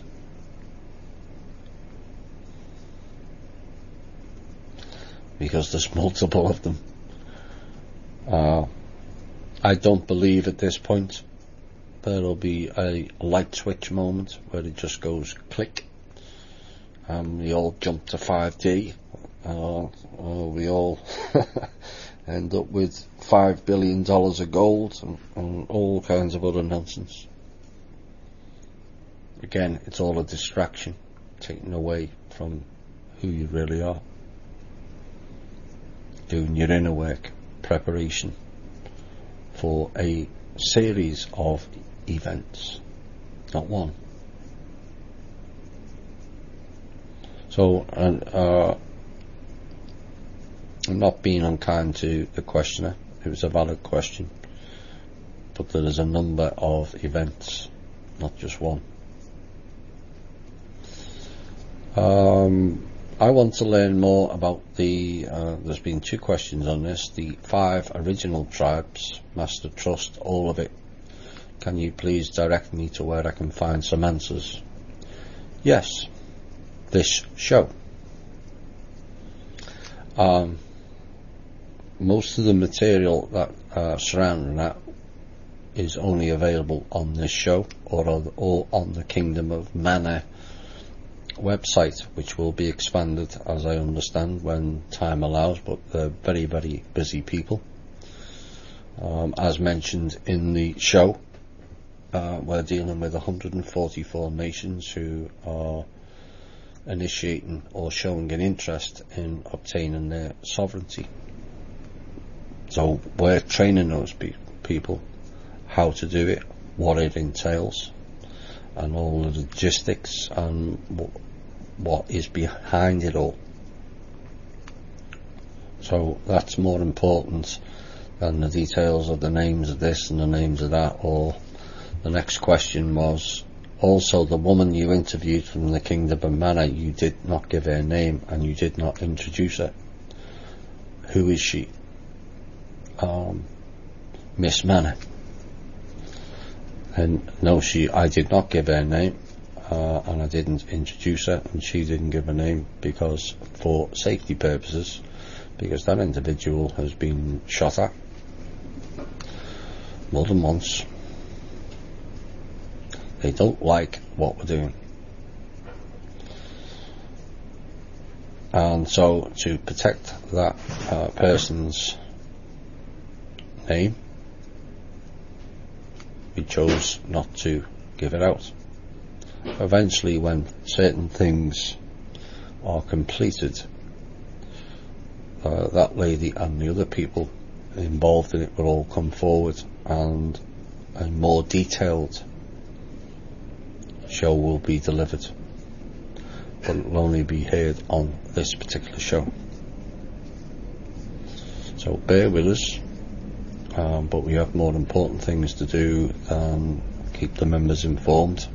I kind of keep you informed in a way, but there's that much going on at the moment now that it's difficult to keep up with all aspects of everything. So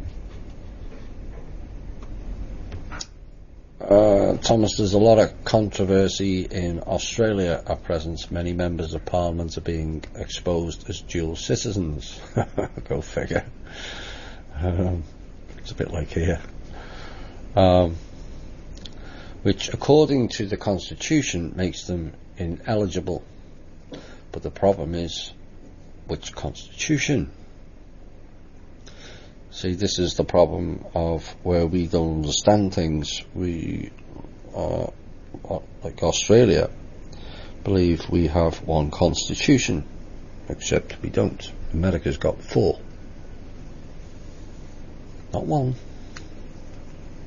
So everyone keeps spouting that we have to abide by the constitution, and the answer is, which one? And so they've changed the constitution of the constitution for the constitution. Go and check it. That's how they do it. They change one word, and then suddenly it's a whole different ball game. That's what they've been doing, and for the large part, people have missed it, thinking, oh, it doesn't really make much difference whether it's for or of. It's still the Constitution, but it's not. So some have been members, even cabinet ministers, for some time. Yeah, they will be. The latest and largest controversy is over the Deputy Prime Minister, who is now being revealed to be a New Zealand citizen due to his father being a Kiwi. I'm wondering if this is draining the swamp beginning to happen in Australia. I know Australia and many other countries have been slated for swamp cleaning in the near future. I hope so. I don't personally think the issue with dual citizens is nothing to do with countries. That's part of the problem. I'm living in America, but I've still got a British passport because I'm not an American, in inverted commas, citizen.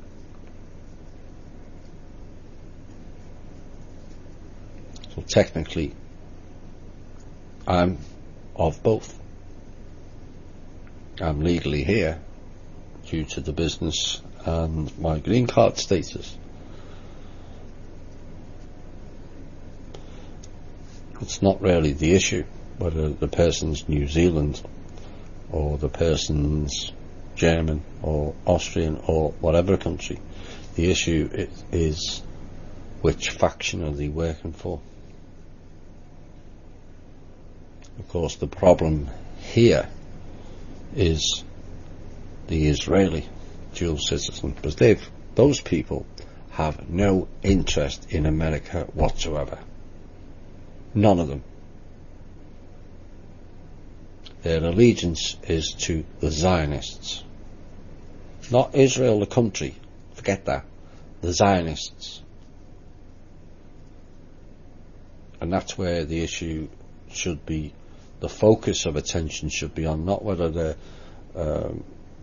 working in Australia as a New Zealand citizen. But which faction are they working for? I think a lot of the members would agree. I've done more to highlight improving things in America than a lot of Americans have. But technically I'm a Brit, which is a bit ironic in a way, given the control Britain's had over this country, and still does. Focus more on, I know there's a lot of, it's a bit like Britain and Ireland, and America and Canada, Australia and New Zealand are kind of rivals in many aspects, and again that's part of the divide and conquer. But I do understand where the person who asked the question is coming from. Is that person making decisions based what's best for Australia and its people, or for another agenda? So in essence, where that person comes from is completely irrelevant. It's the agenda behind it that's the problem. I finally have a question, says this person. Why is it said that white magic does not have the same power and potency as the black magic does? The equation is unbalanced. Ooh, good question. I kind of touched on this recently, and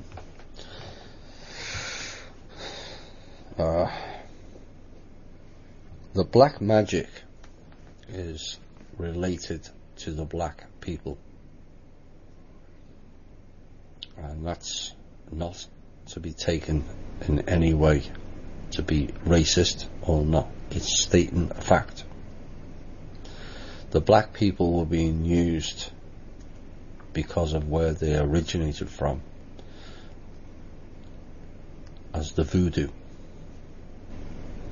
and that particular magic, in inverted commas, is the most potent on the planet.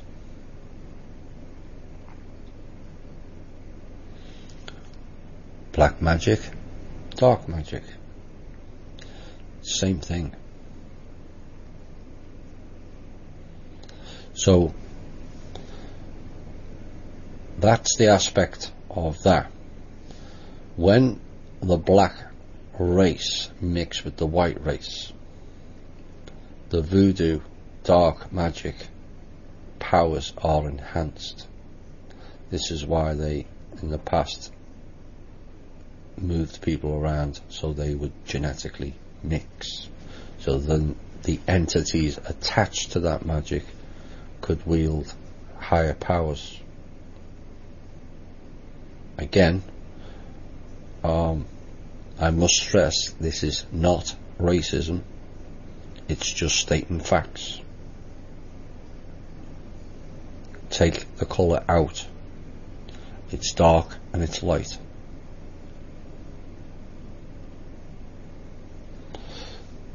So you have the dark magic operated by the dark entities,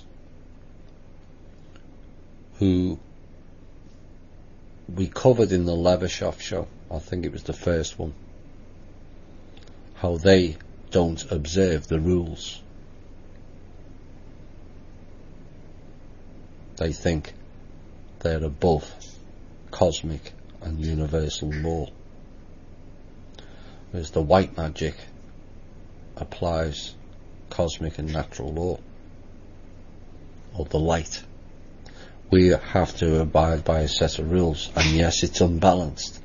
This is why this whole universe is being fixed, because it was unbalanced. It's not about the whole universe being 100% light. That doesn't work either. It's about 50-50 or 45-55. There's that centre metronome spread again. It's the same thing. It's played out on all the levels. But this universe was 87% dark.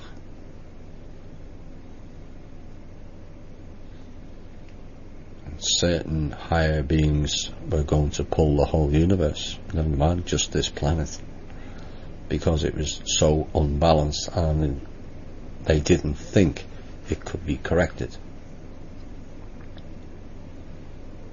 Some thought different, and I spent many thousands of years trying to correct it, and we're rather close.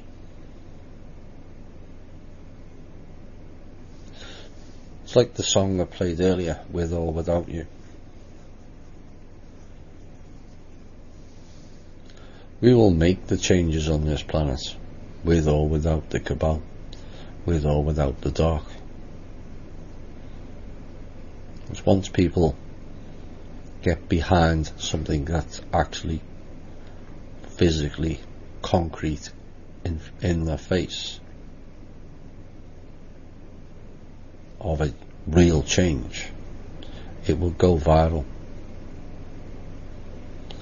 and there's nothing they can do about it. Nothing whatsoever. They know that.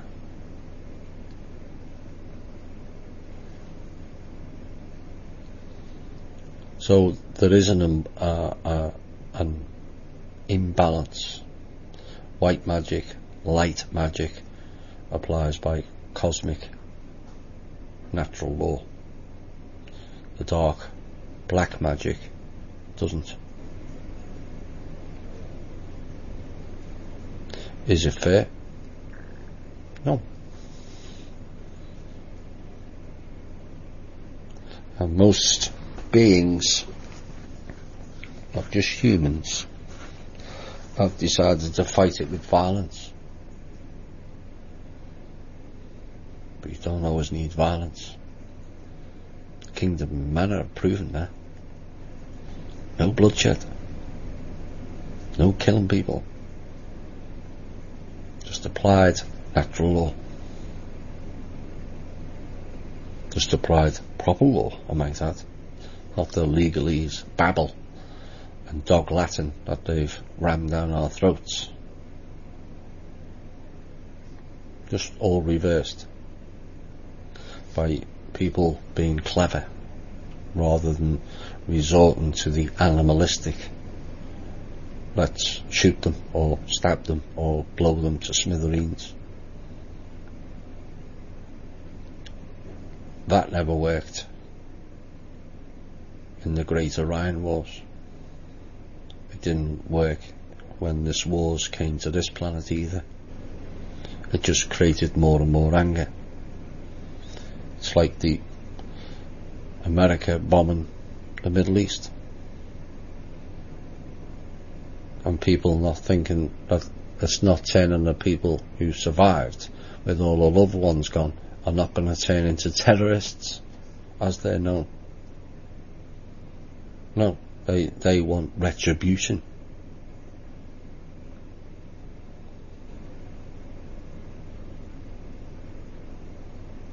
But the best way is Sun Tzu. The art of war without firing weapons. Weapons can come in the form of a pen, and also come in the form which is kind of rare, even though it's the term's common, by using common sense, funny enough.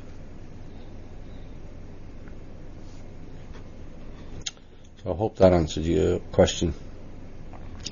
Please discuss the ramifications of September the 30th so that my new people can get up to speed. Well, September the 30th is the end of the financial year. There's two of them each year, March the 31st and September the 30th, where countries are supposed to settle up debts. Now, we've been waiting for March the 31st and September the 30th for the last 5 years for someone to go, we're calling in all your debt and you'll have to step down. Maybe this time it will happen. We'll see. So that's basically it. It's a calling in of all the debts.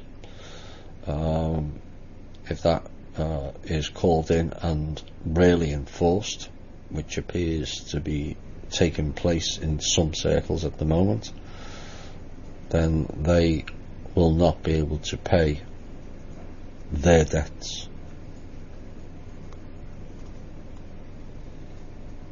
And then they're doomed. Has the 1954 Grenada Treaty, Eisenhower ET, been dissolved, or are we going to have to renegotiate in the future? I'm not too sure whether that has. A lot of the treaties are being negated, like the Paris Treaty, like the Trans-Pacific, like the Transatlantic. They're being negated because they were not valid. They didn't have the charter or the sovereignty to sign off on them. Eisenhower sold the people out, and yet in some circles he's revered, including his granddaughter, who's spouting her special kind of bullshittery, and she should be apologising for the damage her family have done to the American people. We'll have some tech and you can torture and abuse and abduct and put people in fear for the rest of their lives, and that's okay. No. Who made Eisenhower God? That you can just dismiss 2%, he agreed, of the American population could be abducted and medically experimented on and mind wiped.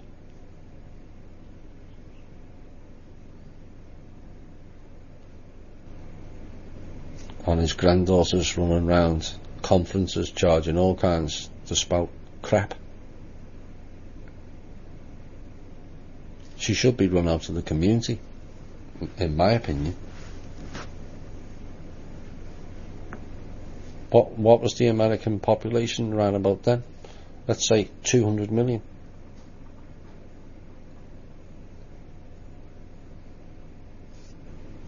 And he offered 2% of that. Yeah, go ahead.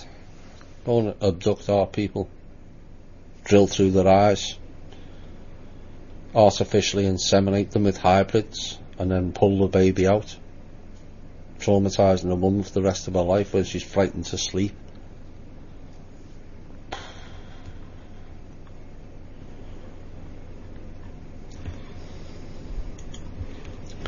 Beggars belief. What do you think will happen on Monday during the eclipse? We'll see. We'll see. Will the mass meditation help, or is this a waste of time? If it's to do with the Cobra meditation, skip it. Again, we're getting into what was mentioned before on the New Age stuff. Meditating to mantras, we don't understand. Meditating to sigils, again, we don't understand.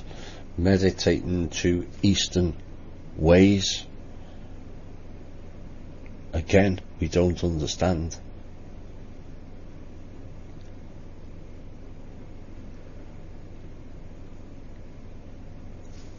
Meditate within.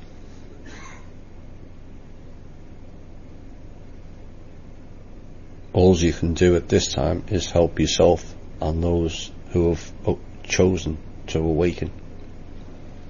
That's all. And please don't feel guilty for it.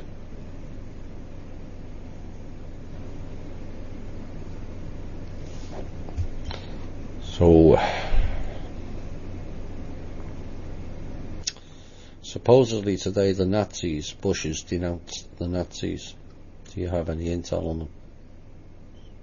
Are they even alive? Some of them are. Some of them have the Kool-Aid tech and drink. Except the Nazis are on the brink of collapse.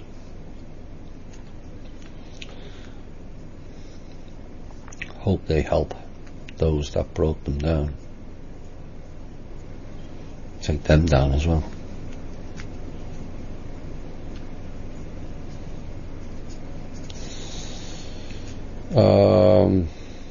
Did you listen to Drake's show last Saturday or Sunday?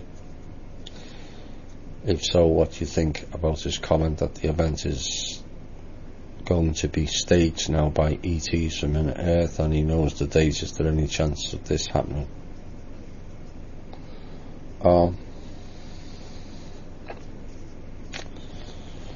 No,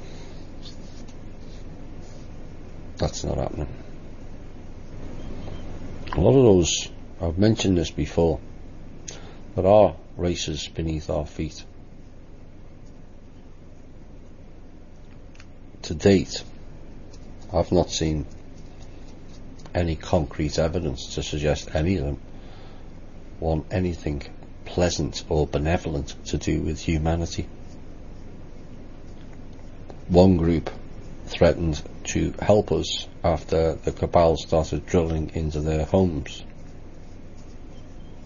So, the enemy of my enemy is my friend and all that stuff. They're not doing it for the benefits of humanity. These are the same people, beings, that have come to the surface and played God in the past, some of them.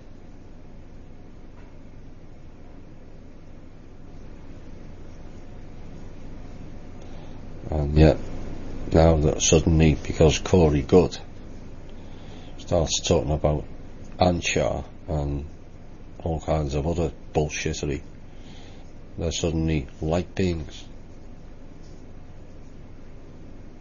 But no. These are the ones that have been abducting people all over the world, experimenting on them, along with the military. I listened to Drake for the first, I was asked would I listen to the first 15 minutes of Drake's last show. I lasted 9. Because I thought it was very, very sad.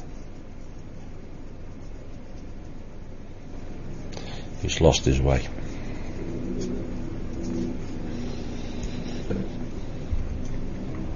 What do you think caused the ocean to recede off the coast of South America and cause huge waves to appear off the west coast of Africa?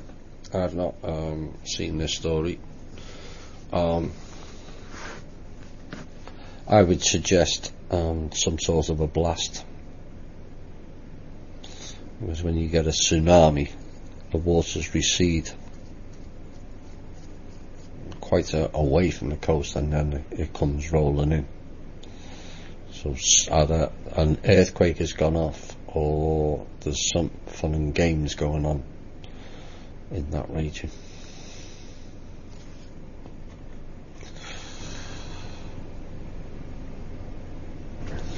Was David Wilcock,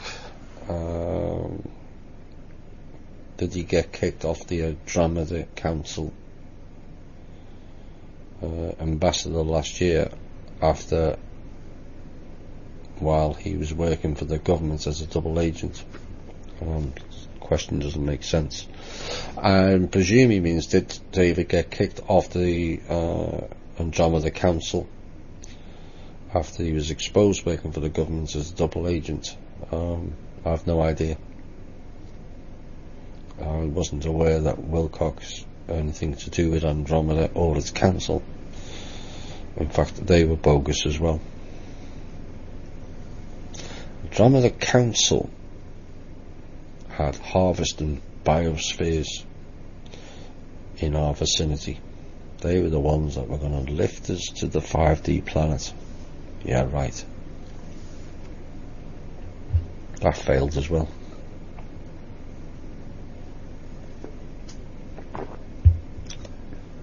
apologies for gulping for those who don't like it. Where are we next?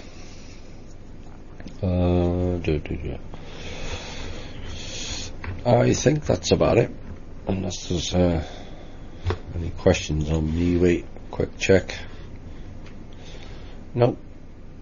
Well, it's 3 hours anyway. Right, there's a fair bit covered tonight.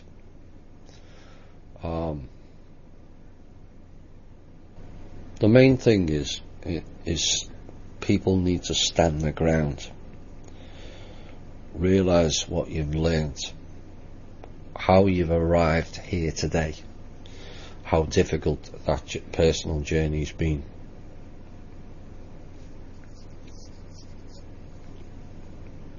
And don't feel guilty for the ones that failed their own responsibility. We've carried enough. Don't get caught up in the drama. I did that piece tonight so people have an understanding. If people choose to not believe it, that's fine by me. Just don't be nasty. But all the evidence has been supplied. All the synchronicities that David Wilcock failed to mention, how he goes missing every single time, how he has an input in certain known names in the community until they get attacked and David does the runner.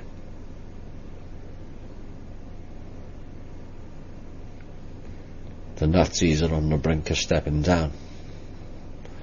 1 down, 4 to go. In essence, that will collapse the Asian faction also.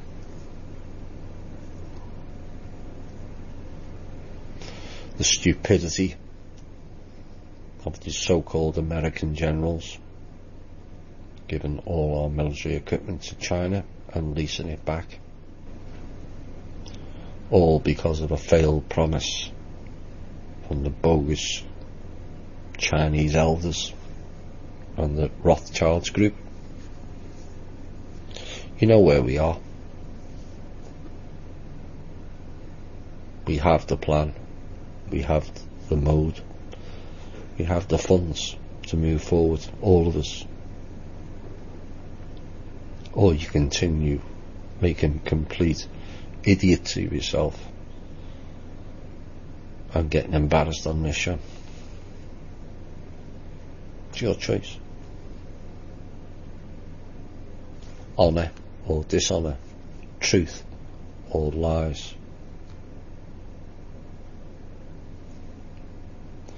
You all have a choice. Anyway, I hope you enjoyed the show. There will be no show this Sunday. An